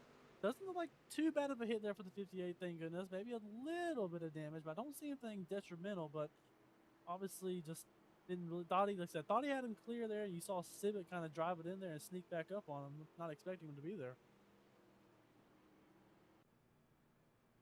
And with that is lap 88 of 125. You can just about make it from here. So this could actually mix up a little bit of the strategy here. We've seen a lot of people hungry to get to the front, but we'll see who's actually going to be playing the strategy hat right now and coming down, taking some tires, taking some fuel, and you might can stretch it from here potentially. But I don't know. I'm not a mathematician.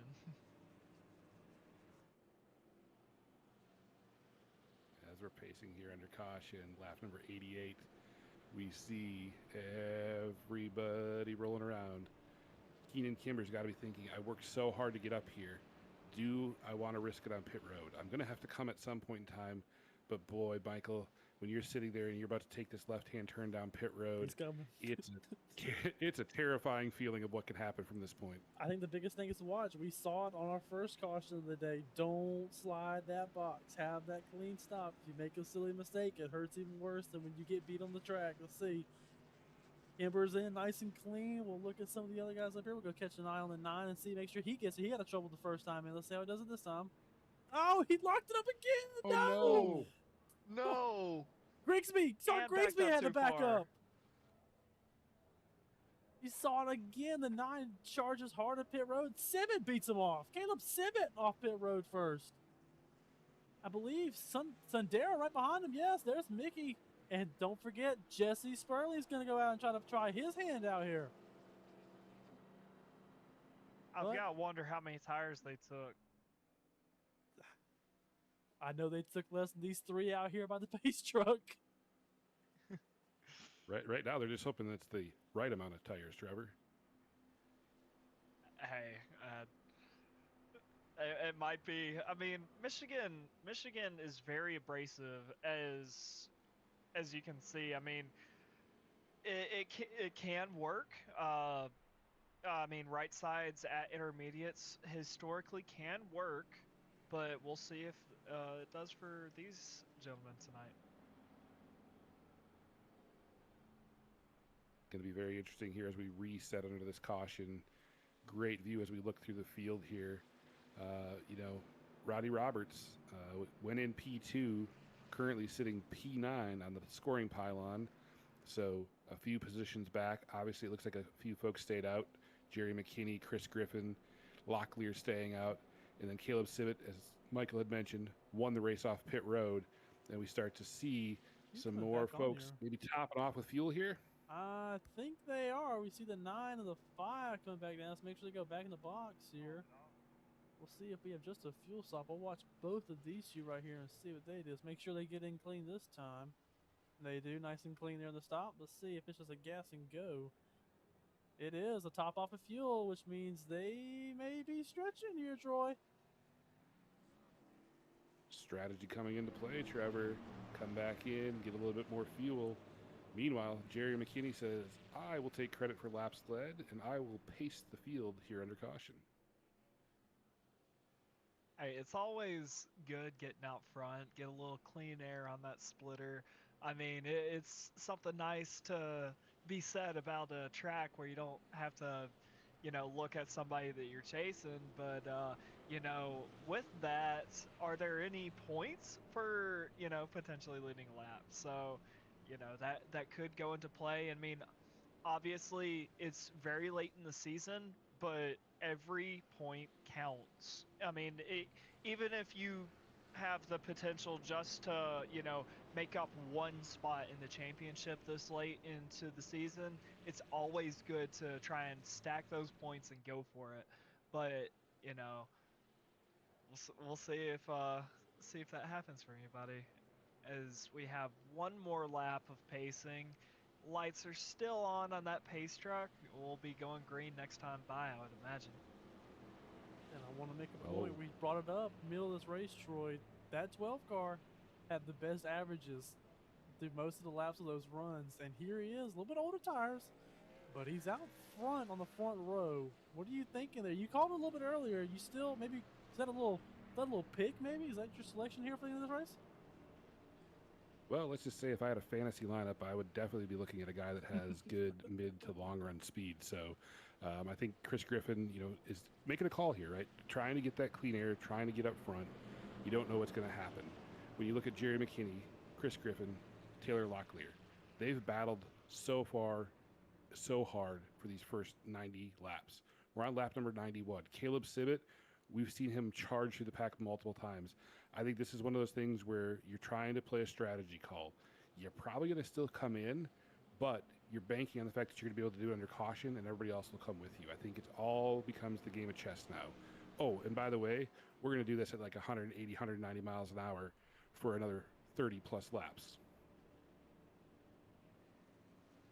That's always the hard part about racing is trying to have everything figured out. A lot of multitasking. I mean, hey, if you have a really good racer, odds are they're pretty good at multitasking, or at least have a really ADHD wired brain.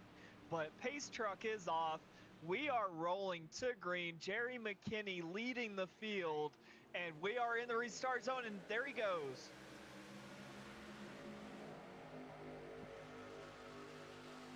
Down the way goes the 18, charging into turn 1. Clear of the 12. Let's see if the 12's fighting off Sibbett there on those fresher tires. He's going to throw dirty air there on the 43s. Knows to come around here. Locked in the bottom with Keenan Kimmer behind him. Maybe looking for that 3 wide. There it is. Sundero's going to go flashing up on the high side here. Sibbett below the 12.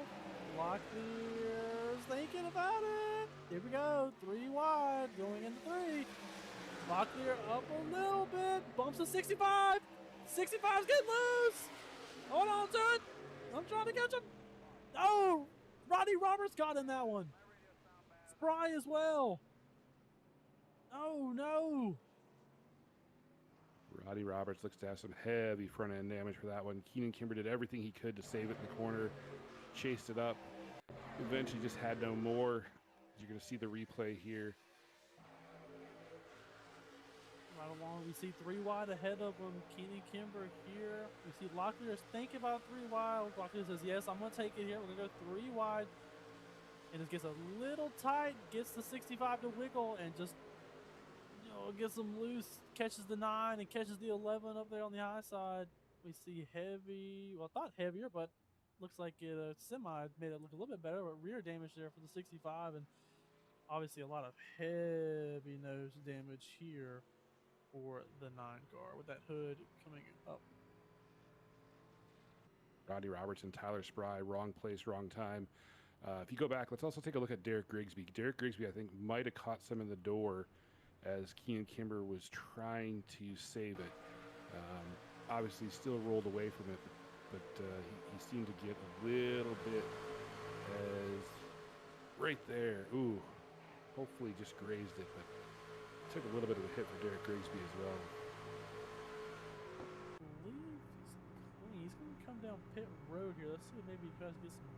Maybe he has a little bit of damage. Maybe in the toe. We don't see it there on the fender. So let's see if maybe he has a little bit of wheel damage here. We'll watch on here. We'll ride the 5 here on pit road and see how he plays it.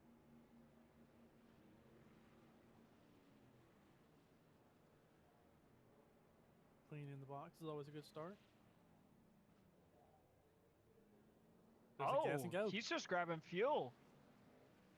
He's getting ready for some late race drama, maybe some green-white checkers. Rodney sliding through the box again, unfortunately. But, maybe, that last caution, everybody came in, got some fuel to the end. But what that doesn't account for is the case that there are green-white checkers in which you might not have enough fuel to make it through those. And so, hey, maybe he was just coming in, getting a little bit extra gas so that he can contend in some late race drama. Well, we're not going to interfere with the drivers while they're battling through here on lap number 94, but we will pass along. We've gotten some feedback from inside the cockpit of some of these trucks that from behind the wheel, this race is intense, and I think all of you watching along at home can agree that this has been some amazing and intense racing going on. But the drivers themselves are giving that feedback back to you viewers at the same point in time. It's very exciting, it's very fast, but it is very intense, very white knuckle. Michael, I mean, are you at the edge of your seat? We're coming down to almost triple digits here. What do you think? Can we hold on for another 30-ish laps? What we've seen so far, I think it's cautions breed cautions. I think the aggression's only picking up the further we go here. I mean, obviously, you're going to try to fight for every spot you can. And the interesting thing that we're going to point out here is Jared McKinney is on 22 lap old tires, while the Civic is only on 6 lap old tires. So McKinney is now the only one left standing with old tires up here. And I don't know how well he's going to be able to hold all these Chargers off. Hey, Trevor, speaking of holding Chargers off, we were talking about how much a race can change throughout the course. Look at the inside of the fourth row coming to this restart. Who do you see rolling around back on the lead lap? Would that happen to be Mr. Jared Mahone? I mean, we've seen a lot of cautions. He's obviously got his lead lap back. He's battling through that adversity, and our points leader is able to sort of get back into the fight. Yeah, things can change in a matter of seconds, maybe just a matter of a few laps. And this just goes to show, I mean, we saw, I believe that was Joshua Baker, where he had a connection issue, went a lap down, came back out and won the race there. I believe that was at Darlington. And so, hey, maybe we can see it again out of Jared Mahone, but the pace truck is coming off. Jerry McKinney is leading them to green once again late in this race. He's in the, and he fires. He fires. McKinney not able to get fully away from Civic as fast as he wanted to. I don't think he's not. Civic's hanging on to the side draft here. Civic's going to be side by side going into one here. He is.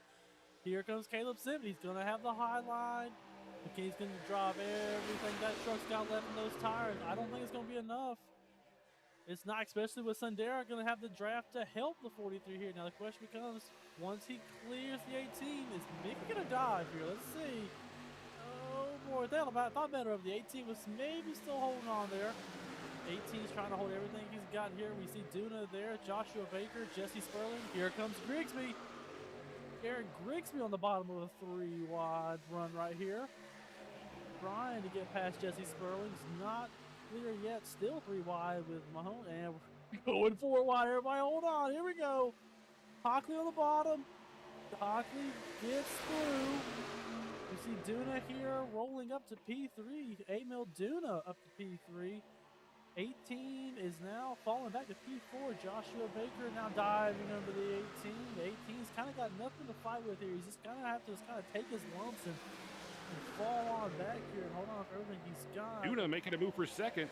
Emil Duna up to second place as we roll on. He's got Caleb Sibbett in his sight. Joshua Baker looking underneath Mickey Sundera. This is a battle. The 18, finally those tires might have been the difference maker. Couldn't hang on. But now we're seeing guys drive up through the pack. As you see Duna really closing in now on Sibbett. He's trying to reel him in. Joshua Baker back up front. We were talking about some of that speed as well. You know, the Baker brothers were looking strong in practice. Chris Griffith looking strong in practice. But now we've got a new set of characters up front. Caleb Sibbett, Emil Duna, Joshua Baker, as we're on lap 98 here at Michigan. Coming to pretty close to 25 laps to go. This is very late in the race, and we are going to see, I mean, quite frankly, I don't know if the white gloves were ever on, but we've definitely seen them come off as Emil challenging for the lead. He's got that clean air. He's trying to get a little bit of a run there on the high side, and he is right under the tailgate of Caleb Sibbett there. I mean, a quarter of a truck length, maybe? And, I mean, you can see he's trying to get that clean air, trying to get that run. But what's this? Joshua Baker in third. he's closing in on Emil now. I mean, this is about to be a three-way battle for the lead. Emil not able to get the air, but he is actually going to challenge the position here in this corner. He's close enough. Let's see how hard he dives it in. Oh, takes the dirty air, but Joshua Baker coming. He's got the run on Duna. Let's see what he does with it. Oh, he thought about poking out, and he does. He's thinking about it. He's ready to fight, and all three of them fanning out to get that clean air, as Mickey actually coming into the battle as well, challenging Joshua Baker through the front stretch. They're beating and banging a little bit there on corner exit, and that gives a little bit of space for Duna to potentially go for a move. Four-way battle for the lead, Troy. We roll through the corner. You see Emil Duna right there, and Caleb Sibbett. He gets a look underneath. Little wiggle from Sibbett. Oh, Duna wiggles as well. He's got a slight positioning. He falls back in line. Look how close Sibbett is up against the wall. Really trying to get the run. Sparks flying. Duna enters high. Sibbett leaves room for him. Slightly starts to wash up. Here comes the dirty air. Can Duna chase it down? Can he get the crossover? He grabs the draft as they come through the front stretch, Michael. He's right on here with Emil Duna trying to work on the 43s. We haven't seen him drop the bottom yet.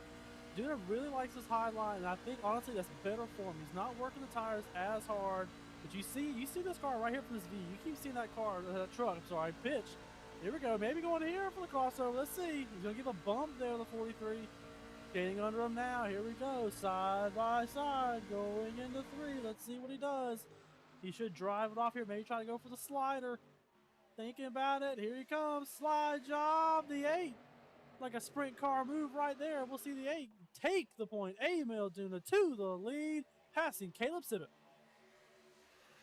And he is going to lead this lap going through the front stretch. He's got a little bit of a gap, but I mean, it's very hard to get the lead, but it's just as hard to defend it. So we'll see how he does. He's actually switching up his line a little bit, hanging that high line and then dipping down a little bit. But Caleb Sibbett behind him, under attack just about from Mickey Sanadara, as we actually see them go side by side through turn number 3, and he's actually all the way up to Duna just about. Oh my word, can he get 2 for 1 in this corner as Joshua Baker tucks in line behind him? Nope, he did not get 2 for 1 that corner. Duna led that lap, but he does have the momentum going into turn number 1. Joshua Baker underneath, almost looking 3 wide there. Duna able to rip that high line. He's going to have a run through this backstretch. Let's see which lane he defends. He's like that top, but that set Mickey Sanadara back a little bit. But here comes, I believe that's Derek Grigsby and Keenan Kimber, Jared Mahone. A lot of people now in this fight for the lead. Oh, Sanadara up into the wall. I did see some right front damage on that truck, I do believe. So he's going to have a recovery drive from here on out. I mean, he was doing really well. That really blows because you saw he got a little loose. Maybe he doesn't have the damage. Maybe I need to get my eyes checked. Could have been wheel damage, but he has definitely fallen a pretty far ways back. Looking back up, Emil still leading, and he's actually not under contention right now as we see Keenan Kimber going for the move behind him there. Emil Duna continues to lead here on lap 105. Keenan Kimber looking underneath Derek Grigsby for second. And P4, we were just talking about him coming back up from early troubles. There's Jared Mahone, now P3. He's going to take a slight peek underneath Grigsby. Grigsby got his eyes set on Emil Duna. Grigsby still trying to hold off Jared Mahone. He always seems to appear. There's a reason he's only finished all but 2 laps. He hangs around until we get to the end here where he makes it count. As we see Grigsby going to make a move. Looking underneath the 8 here. See if he tries to get a little bit of a run. We've seen Duna be sliding that track. He's still doing it right there. You still see him trying to fight that right rear. He is driven hard on that right rear tire. It is starting to slip and slide around out there. Watch Jared here. Here he comes. Let's see what he does. He thinks better of it. Doesn't force it there into turn 1. Goes on the high side. Watching on here, we see Sundara trying to hold off Joshua Baker there. As we see Grayson. Whoa, a big slide there by Kimber. Kimber sliding down the track as they head to 3. And they are 3 wide entering turn number 3.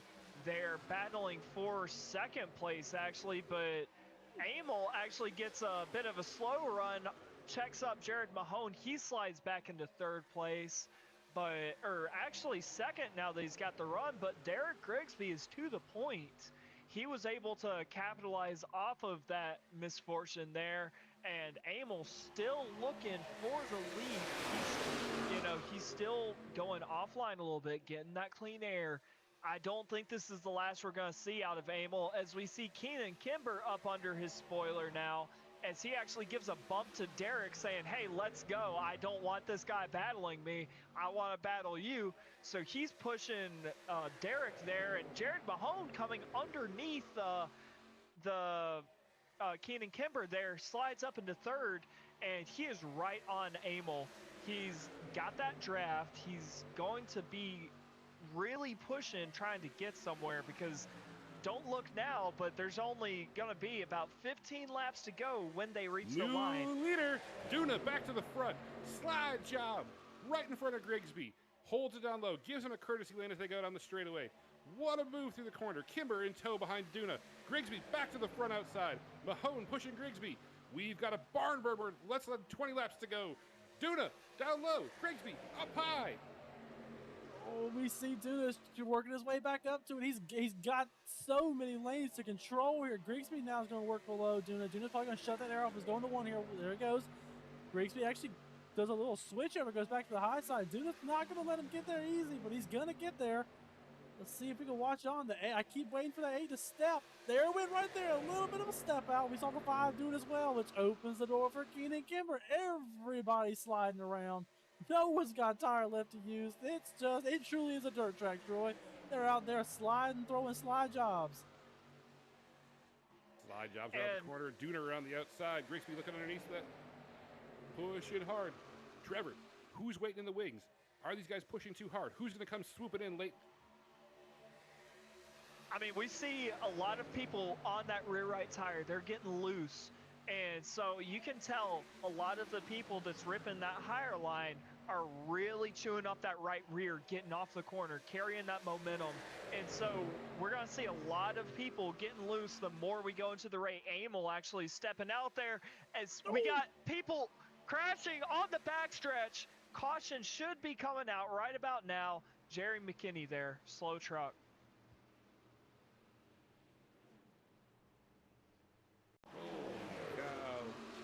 That much right rear abuse sliding around. You're going to see a bounce off the wall. Oh, into Jared Mahone. Nowhere he could go. Tough break for Jerry McKinney. Oh. Trevor, you were just talking about it. You use up those tires. You got to have some room when it starts to step out like that. And when you're 2 and 3 wide, it doesn't leave a lot of room to correct it. Unfortunate break for a few guys there as we get late into this race here at Michigan. Able to save it, though. It's a great save there from the 18. Able to keep that truck clean. Obviously hurt the tires, but didn't hurt the truck. I mean, this late in the race, though, I do have to wonder how many people have tires left in the first place. That's my first question, because I'm sure it's not going to be too many with how many people have pitted so many times throughout this race, because I mean, this has got to be at least the second most cautions I've ever seen out of the HPRL. So, how many people do have tires, and how many people are going to take said tires? Because this is late in the race. You see a lot of people with older tires, longer runs on their tires. That's more heat over more time. A lot of people struggling for grip. How many are going to come, take tires, and try and battle this out late in the race? And we see actually a lot of people diving into pit row. A lot of the leaders, actually, I think all of the leaders, all but 3 trucks pit in this late race caution.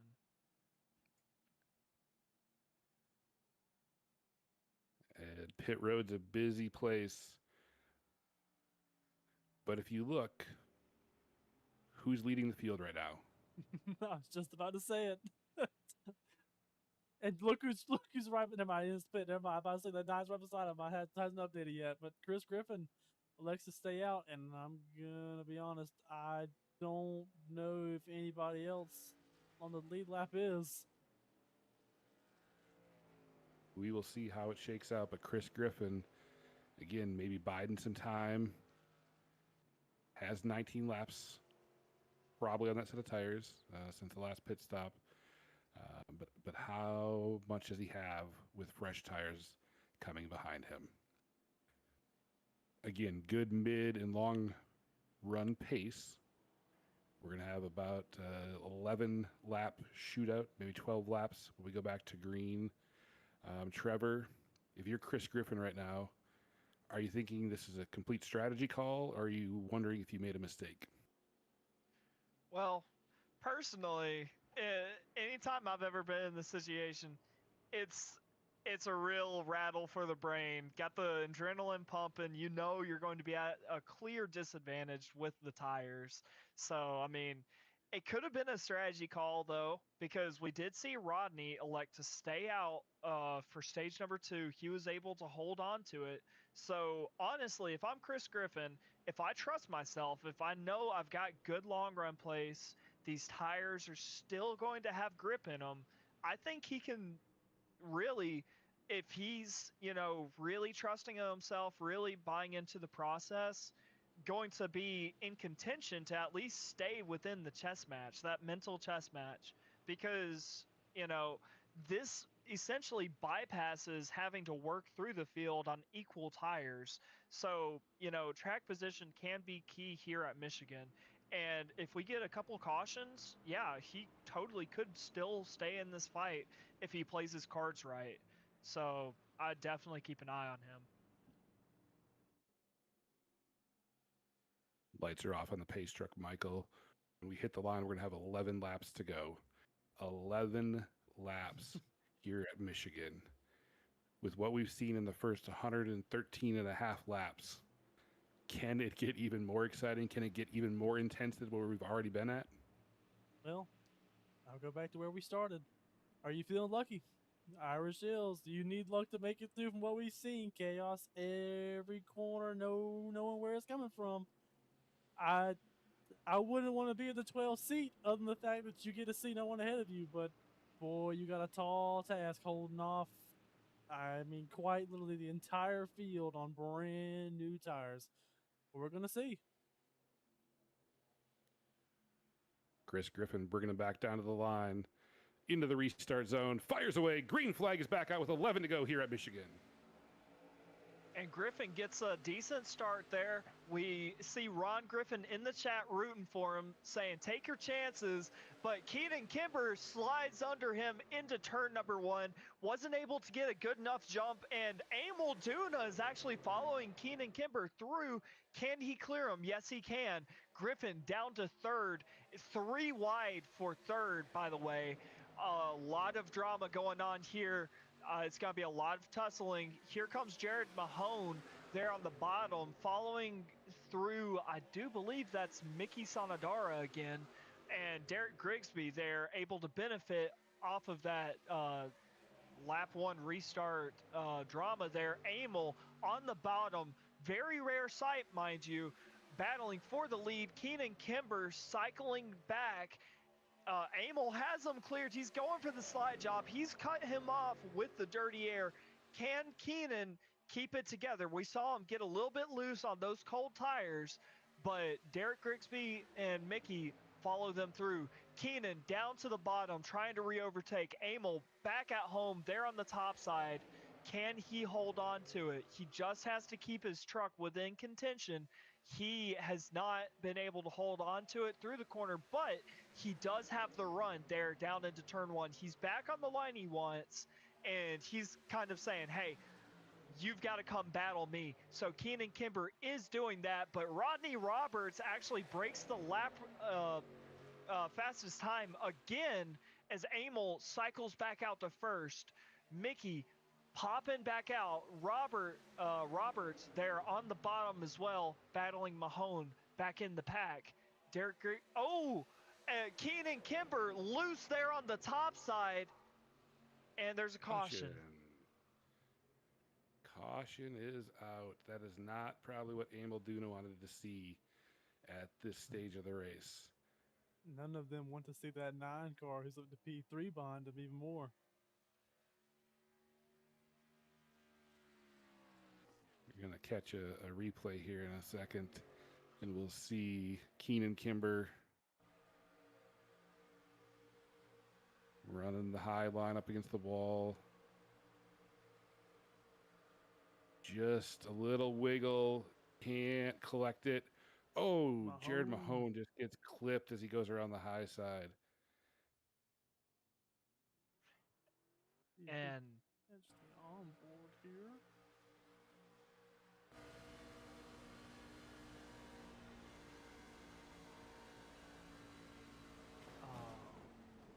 wrong place, wrong time. Oh man. And you could see the steering let go in his truck too.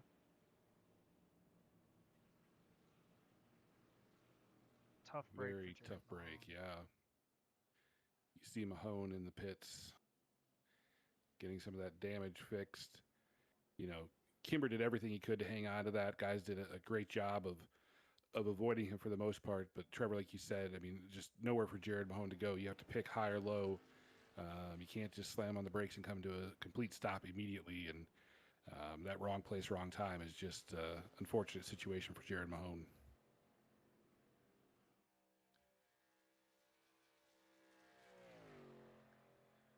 Meanwhile, you see Jason Baker getting the lucky dog here.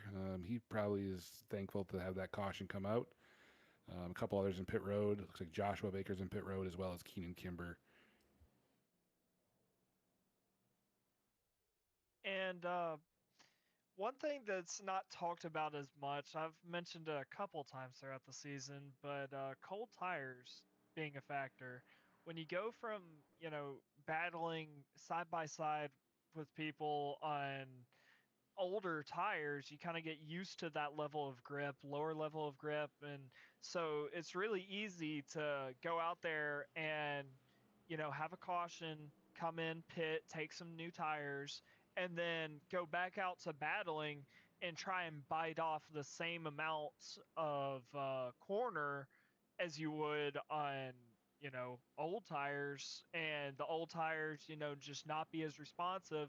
But with new tires and particularly cold tires, it's even easier to spin out and, just not expecting all the grip you have. And so it's very easy to do that if you're not paying too close attention. So I do believe that was a factor that played in there.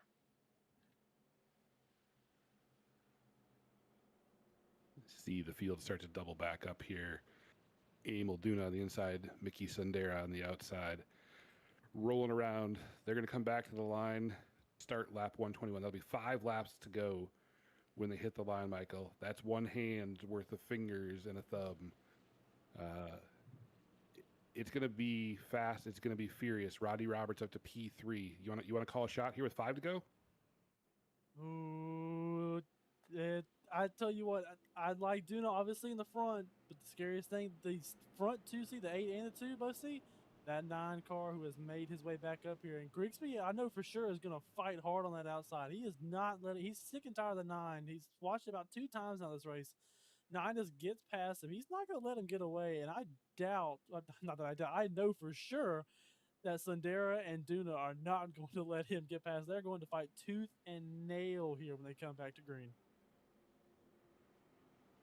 Most definitely, but the lights are off on the pace track. We are about to get that wish, Mr. Michael, as we're getting ready for this very late race, 5-lap shootout. I mean, it's not quite a green-white checkered. It's a couple laps longer, but it's still going to be just as intense. And it gives the possibility for a green-white checkered where something to happen, where another caution to come out. But the pace truck is off. Emil is leading the field down into the restart zone. Let's see when he fires. And he's waiting. He goes. Emil Duna leads the field across 5 laps to go here in Michigan. Mickey Sundera on the outside. You see Rodney Roberts on the outside, already 3 wide for second place as Grigsby's on the outside. Rodney Roberts hugs the bottom. Emil Duna covers the bottom lane just a touch, running down from where his normal line is. You see Roberts get a little wiggle out of the corner. They're stacked up behind them. They're coming down the backstretch. There it goes! Flip, we got one flipper! over. We got one over on the backstretch. Well, still wrecking into turn 3. 3 more trucks collected after the fact. I do believe we had a rollover, you I said. believe Sundero went for a ride that you never want to go on. Let's see if we can catch a replay of it here.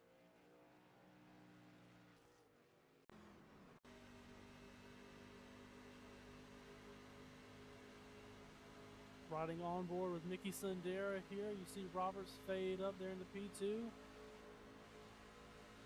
I think he's going to go below the 9 here. Try to go to work down here. Third.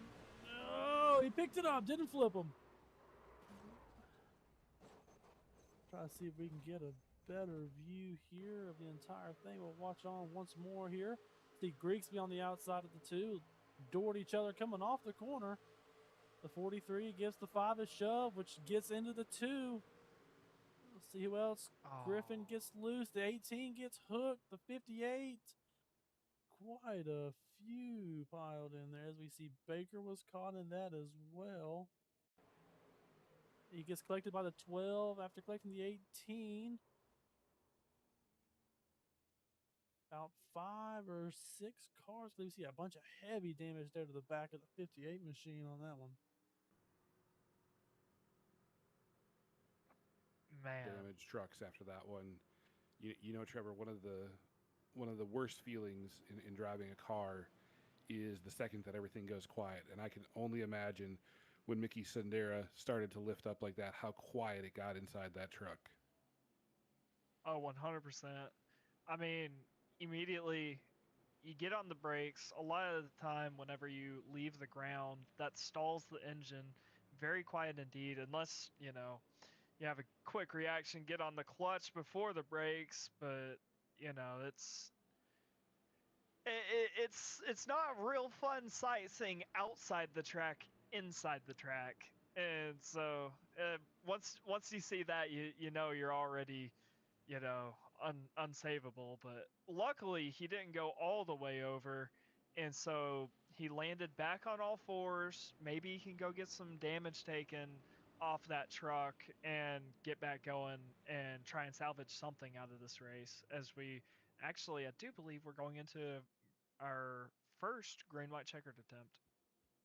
We're indeed going to get some overtime, and it is great, like you said, Trevor. The safety equipment did its job. The truck did not go all the way over, but still, what a terrifying ride for Mickey. Obviously, glad to see he could keep rolling, get some work done.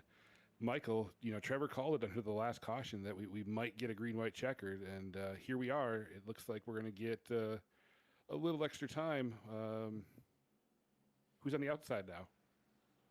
Well, you know, I feel like we've said his name before, but that'd be your stage 1, your stage 2, and now contender for the race win and the sweep, the 9 of Rodney Roberts on the outside. But a new face there. We haven't called his name a lot. Jesse Sperling up there in P3, as well as JD Baker making his way back up. JD was up there earlier. Like I said, kind of got a little bit of damage, a little bit of fade back there in the middle of the race, but come back. But all of them are chasing Emil Duna, the man who has held it off this far, hoping to hold it off for 2 more laps. I'm not a betting man, but honestly, Emil is really taken off late in this race. We've kind of seen him up there, you know, throughout the race, but here in this last stage, Emil has been on something here in this late race. I mean, hey, if he wins it, we may have to do a little post-tech inspection, see where he hit the nitrous bottle, but honestly, I think my pick is going with him. I think he can clutch this up because he's been able to really, I mean, control this race with a lot of the chess match. He's had a lot of contention, and he's really showed that he can hang on to it. So I think this might be his win this season. It could be a great chance for Emil doing it here. As a reminder, we have 3 attempts at a green-white checkered here in the HPRL Truck Series, so don't think that this is it. There could be more depending on how entertaining this last restart gets. You see the lights are off on the pace truck as it leads him around. Emil Duna on point for this restart. Roddy Roberts outside. How about Jesse Sperling? Jesse Sperling just hanging around. Where's he going to go? JD Baker looking sharp as well. Emil Duna bringing him down ever so patiently as they hit the restart zone. You see the gas go down. Duna gets a little push and a little shimmy. He gets out in front as they head down the straightaway. 2 laps to go here at Michigan. Heading into turn 1, Emil Duna clears the 9, able to run away. Let's watch him fan here as they go into 1. Roberts goes low. Let's see if he can get it there. Duna's going to have the run a little bit higher there. Let's see if he holds on. Roberts on the inside, side by side out of 2. Jesse Sperling getting behind the 8, but you see the 78 on the high side. The 8 getting a bump there from Sperling. Able to rocket him back ahead, but the 9's not letting him go. Wiggle, Duna coming back down. The 9 on the apron. He's got to come back up. That caution, we have a caution. Caution is out. My goodness. Oh. See the 18 going through the grass right there. See if we can catch a look at what happened. I don't believe I've ever seen a lead change at Michigan from the apron. Wow. Oh, Jerry McKinney got a little bit Trying loose. to see, I believe Keenan Smoke ahead. Kimber Keenan. got loose, I think. Let's see if we can Looks like Jerry McKinney just spun trying to avoid Kimber. We'll have to back up and see what happened to Keenan there. Ooh, 4 wide. Usually that always goes well here. Oh, he just came down. Sundera got Locklear pushed up, but just got Kimber loose. And the 18 had to do everything he could to get away from him. What a save there. The 18 didn't get him and kept that truck clean. Able to walk away there. But the biggest thing is to focus on was that lead battle we saw with these two. Duna came back down through the 9 down below the apron. The 9 just comes right back up. Duna, I mean, doing everything he could to get back to that back bumper of the 9 when the caution came out. And at the time of the caution, Roddy Roberts did indeed have the lead, so he will be leading us back to the restart, except for the top 2 are hitting pit road. Oh, Trevor, what do you think's going on here? Hey, I did mention it earlier. It's a budget fuel for the rare occasion of a 3rd green-white checkered attempt, and it appears it did catch a few people off guard, namely our leader that got the lead from the apron. Roddy Roberts and Emil Duna both having to give up the point. Now the question is, you know, the field has shrunk down a little bit, Michael. We've had, unfortunately, some attrition here late. What's their likelihood of being able to plow through in a 2-lap shootout? It depends on if they have stickers on the wall. If they have some stickers they can throw on, it definitely makes it better. As you look on right here, we see it's about roughly, we'll say, maybe 12 trucks, 10 to 12 trucks. So, I mean, that's 5 rows deep, but, I mean, it's 2 laps is a long time, but it's hard when everybody fans out, dirty air all over the place. Really hard to get a super clean line, but with fresh tires, I mean, we've seen Rodney Roberts have these hard charges before, Duna as well, but mostly from the 9. We've seen him do it when he's had to go back and just charges, push his foot down, able to get that truck to rotate through the field again. But can it be done? Yes, but all the way to the point with some of these guys out here who don't really have that old of tires. I mean, we look on the pylon. 85 of Jason Baker only has 8-lap old tires. Sundero 4, Sibit 4, Baker, the other Baker, Joshua Baker 4. I mean, there's not really a huge deficit with these guys to where they're going to be able to capitalize. We will definitely see, as you see him getting double file. Light should be out on the pace truck. We should be going green next time. We'll try our second green-white checkered.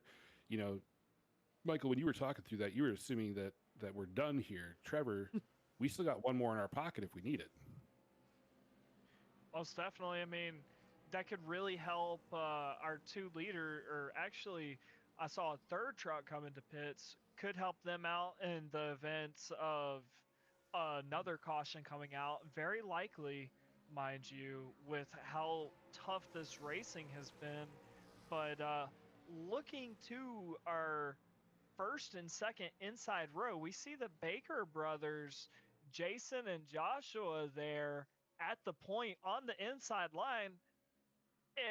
I really think that they could, get in communications, link up, and we could expect a push off of the restart box to push them out front and kind of try and freight train Jesse Sperling there on the outside.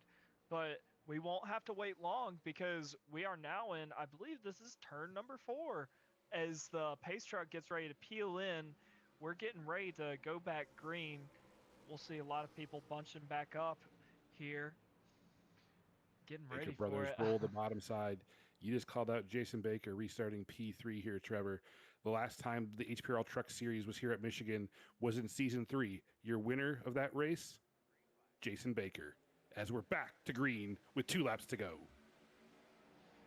Not quite the push as I was expecting, but we do see a push as we actually see 3 wide for P2 potentially cycled out to 2 wide. Jesse Sperling on the top. He's going to have the run on this backstretch, assuming he can keep the power planted. And he's actually to the point as of the moment. And Christopher Hockley pushing him through there. And the Baker brothers were not able to capitalize on that. 4 wide contact between Mickey and Jason, still getting into each other, still green, kept it forward. They are 3 wide back there. Oh my word, still more contact from, I believe that's Joshua Baker, but 3 wide for, what is that? Jesse Sperling. This Flag is is the out. final This lap. is it. This is it. It's going to end no matter what. He's got to hold off Sibbett, who's come out of the middle of nowhere, coming back for it. Hockley now back P3. The Baker brothers in line. I don't know if they're close enough. Spurley's got 2 corners to hold off Sibbett. Where's he going to go? Sibbett looking high. Sibbett still high. Trying to get that crossover back down. Hockley on the bottom. Spurley's got a corner to hold him on in that long Michigan straightaway. Here he comes. Down to the apron. A drag race. It's Sperling. Jesse Sperling picking up his 2nd victory of the season here at Michigan. What a finale. That fight for 2nd, 3rd, and 4th behind Sperling was nothing short of a drag race. What an exciting finish. All the energy, all the excitement that you can imagine leading up to 2 overtimes, and Jesse Sperling walks away with the victory, Trevor. Man, that was awesome. I mean, you couldn't expect anything less with how close this racing has been. I mean, these are all very talented drivers, and so you could imagine the chess match would be as such. As we see actually a little bit of, I believe that's could be teammate camaraderie there. But Jesse Sperling going for his beautiful burnout here. He earned it tonight. And oh, I thought he ran out of fuel. But man, Jesse Sperling, your winner for tonight. Michael, somebody we barely talked about up front as we were talking about all the battles. Makes it through, survives, strategizes, whatever you want to say to the end. Jesse Sperling walks away with the victory. What do you think we're going to hear from him when we talk to him in victory lane? I feel like the biggest thing, I know how I kept joking saying this wasn't a drafting track, but boy, we had enough chaos to make it once we see him doing the burnout there in victory lane by the pit lane wall. I mean, there's so much to talk about. I don't know which way he wants to go, whether it's the chaos he avoided, some stuff he got caught in. I mean, I don't think anybody got to that race clean. I mean, even Rodney Roberts, who led, won the first 2 stages. I mean, he ended up finishing P12 there. I mean, just no one got through this without getting something entangled in, as we see Jesse Sperling park it right there in victory lane, the Mobile One victory lane here in the Irish Hills of Michigan. We do indeed see Jesse Sperling's truck sitting in victory lane. We're going to go ahead and roll into our post-race coverage here real quick. We'll be pulling in our top 3 drivers momentarily, but first we'll take a look at our race results. Finishing up at the number 1 spot, your winner tonight, the 29 of Jesse Sperling, coming P2 by just a tenth off, is the 43 of Caleb Sibbett. A good points day, though. The 24 of Christopher Hockley coming in at P3. The 85 of Jason Baker coming in 4th. JD Baker in P5. Joshua Baker in P6. The P7 goes to the 11 of Tyler Spry. P8 goes to the 5 of Derek Grigsby. P9 goes to the 18 of Jerry McKinney. And P10, Emil Duna. In P11, we have the 1 of Taylor Locklear, 12th, the 9 of Roddy Roberts, your Stage 1 and Stage 2 winner. 13th, the 65 of Keenan Kimber. 14th, the 2 of Mickey Sundera. 15th, the 12 of Chris Griffin, followed by the 26 of Jared Mahone in 16th. 17th, the 87 of Jason Steptoe. 18th, the 51 of Patrick Schaefer. 19th, the 3 of Seth Owens. That will round out your 19 truck field here at Michigan. And with that, we're going to go ahead and we'll bring in our 3rd place finisher from this evening, Mr. Christopher Hockley. Gentlemen, did you enjoy that race? Christopher, I got to know what was it like as you guys were going through and throwing dirt style slide jobs, but on a 2-mile asphalt oval? That's exactly what it felt like.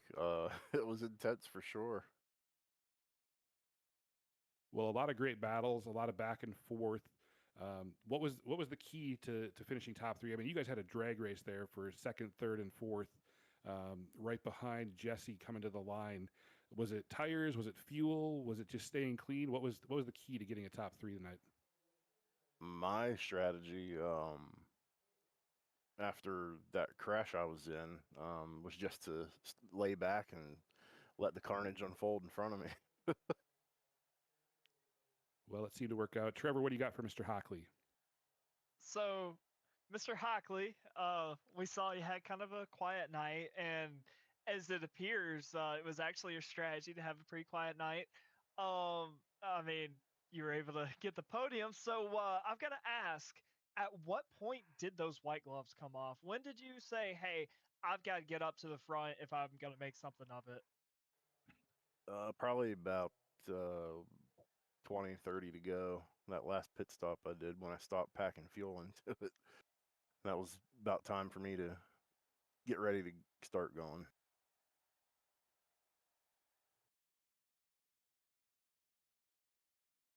Awesome.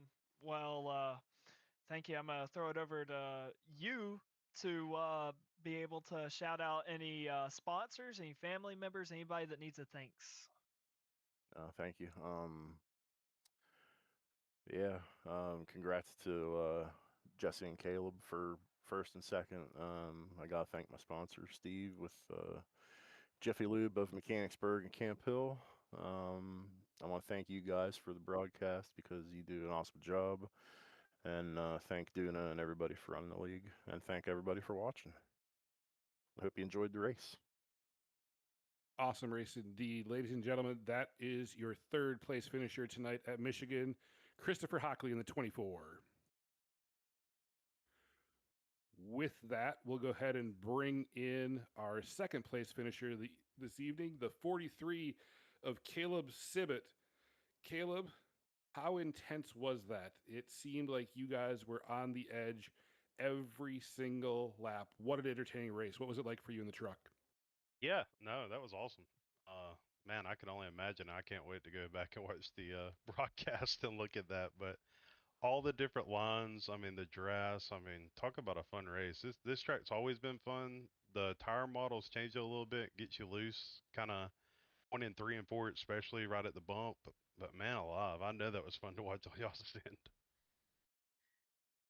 I don't know that we've ever worked as hard in the booth and not in the truck ourselves. It was so entertaining. You guys were throwing slide jobs out there. You were moving, grooving top to the bottom. We saw a pass for the lead, I think, down on the apron. What was the key to making it to the end? Yeah, no, tire management. The first stage, I kind of drawed back a little bit. I was going to see how it worked out. I think me and Hockley had the same strategy. And then I think we were running fifth and sixth. And then towards the end, they had about a 3 second gap. We managed that up, and I think we closed it within a second and a half by stage break. That taught me something. I'm sure it did him as well. Stage two a little different, and then we started getting some cautions there. It started throwing it off, but man, at the end, everybody started pitting. Everybody was getting exit points because everybody's so close and beating and banging. But wow, that was fun. It was just bring what you got and throw it towards the wall at the end, and yeah, that was fun. Notice the top three trucks. We all started on the outside lane. We gunned it and we didn't let up. Gunned it indeed. Trevor, what do you have for Mr. Sibbett? Well, first off, congratulations. Actually, you've got more congratulations. Looking over at the chat, Mr. Tony Sibbett is applauding you and Jesse as well. But I've got to ask. I know you said you were kind of running that same strategy with Mr. Hockley, but we saw you up there battling a lot, saw a lot. You were in the lead at some points. What was it like battling the tire wear versus, the constant balls to the wall kind of action that we were seeing? Yeah, no, it's kind of danged if you do, danged if you don't. You could go in, get tires, manage them in the back, but then once you started kind of seeing them fall off and floating up, you couldn't really pass. So really, you wanted to be at least in the top five or so to really have a chance, stay out of trouble, things like that, and get the advantage on tires, of course, if you could. But yeah, me and Rodney had I mean, I think we were just throwing blows there for a while. I mean, we were beating and banging, going on the front stretch, going for it. I hate that I think he got loose there in front of us, but we were sending it three wide. It just seemed like, honestly, if you could trust it enough and lay it down, your truck would kind of stick just enough. But I can guarantee you this wheel was 45 degrees a lot tonight.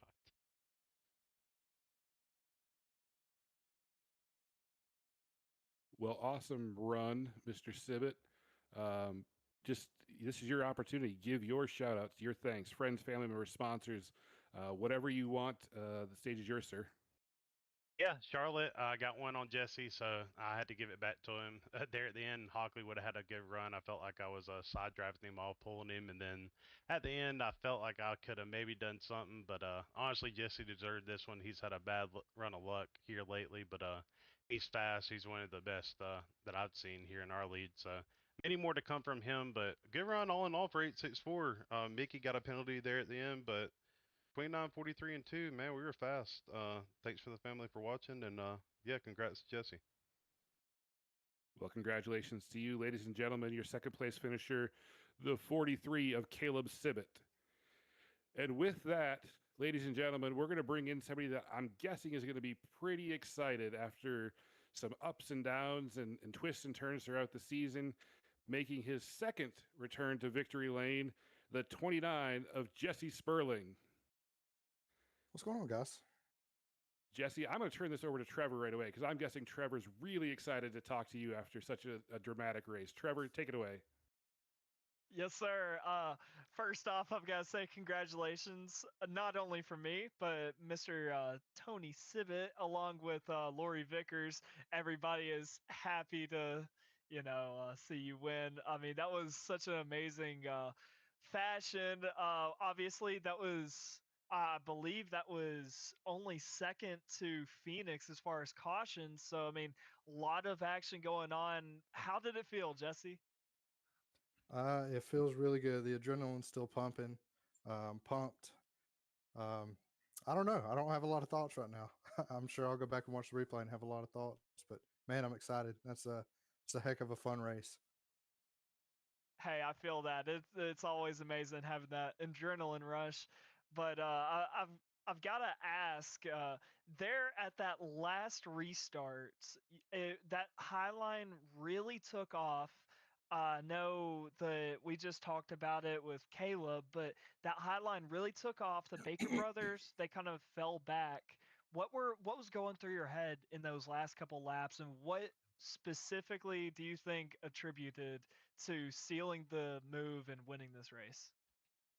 Well, I knew right away that I had to get a good restart and stay to the outside of I think it was JD that was in the lead.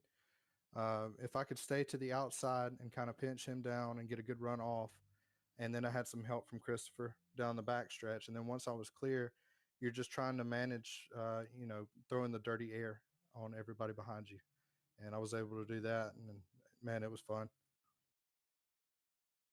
Awesome. Well, I saw that pinch. It was really good watching that.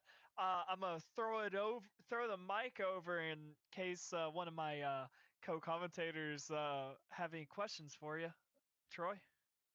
Yeah, Jesse, again, congratulations on the victory. I want you to soak it all in. Lack of words is just fine. The driving spoke for itself. You guys were white knuckle all night long. It was some of the best and most insane racing I've seen you guys do yet. You guys are so talented. I'm just going to turn it straight over to you to do your shout out to friends, family, sponsors, whatever you want. I want you to soak in this win number 2 on the season, Jesse. Well, thank you guys. I want to shout out Vickers Auto Parts and all my family watching, my mom, my aunt. Thanks to my teammates, Caleb, Joshua Robinson, and Mickey. They're always there. We're doing the practice, putting in the work. Uh, Throw it out to Ryan. He's my boss. He told me to shout him out next time I got interviewed. And everybody that watches at work. My wife for letting me do this, my little girl. And shout out to you guys. You guys put on a great broadcast. I think that's it, man. Well, awesome. I think, ladies and gentlemen, as we say congratulations again and farewell to our winner, the number 29 of Jesse Sperling. He walked the field back across 8 Mile here in Michigan and put victory number 2 on the mantle. With that, that wraps up a wonderful race here at Michigan. Next week, same time, same place, the season finale coming at you from Auto Club Speedway. It's sure to be exciting and entertaining. For Trevor, Michael, and myself, and everybody here at Van, as well as the HPRL Truck Series, thank you so much for tuning in. Remember, keep it between the lines, and good night, everybody.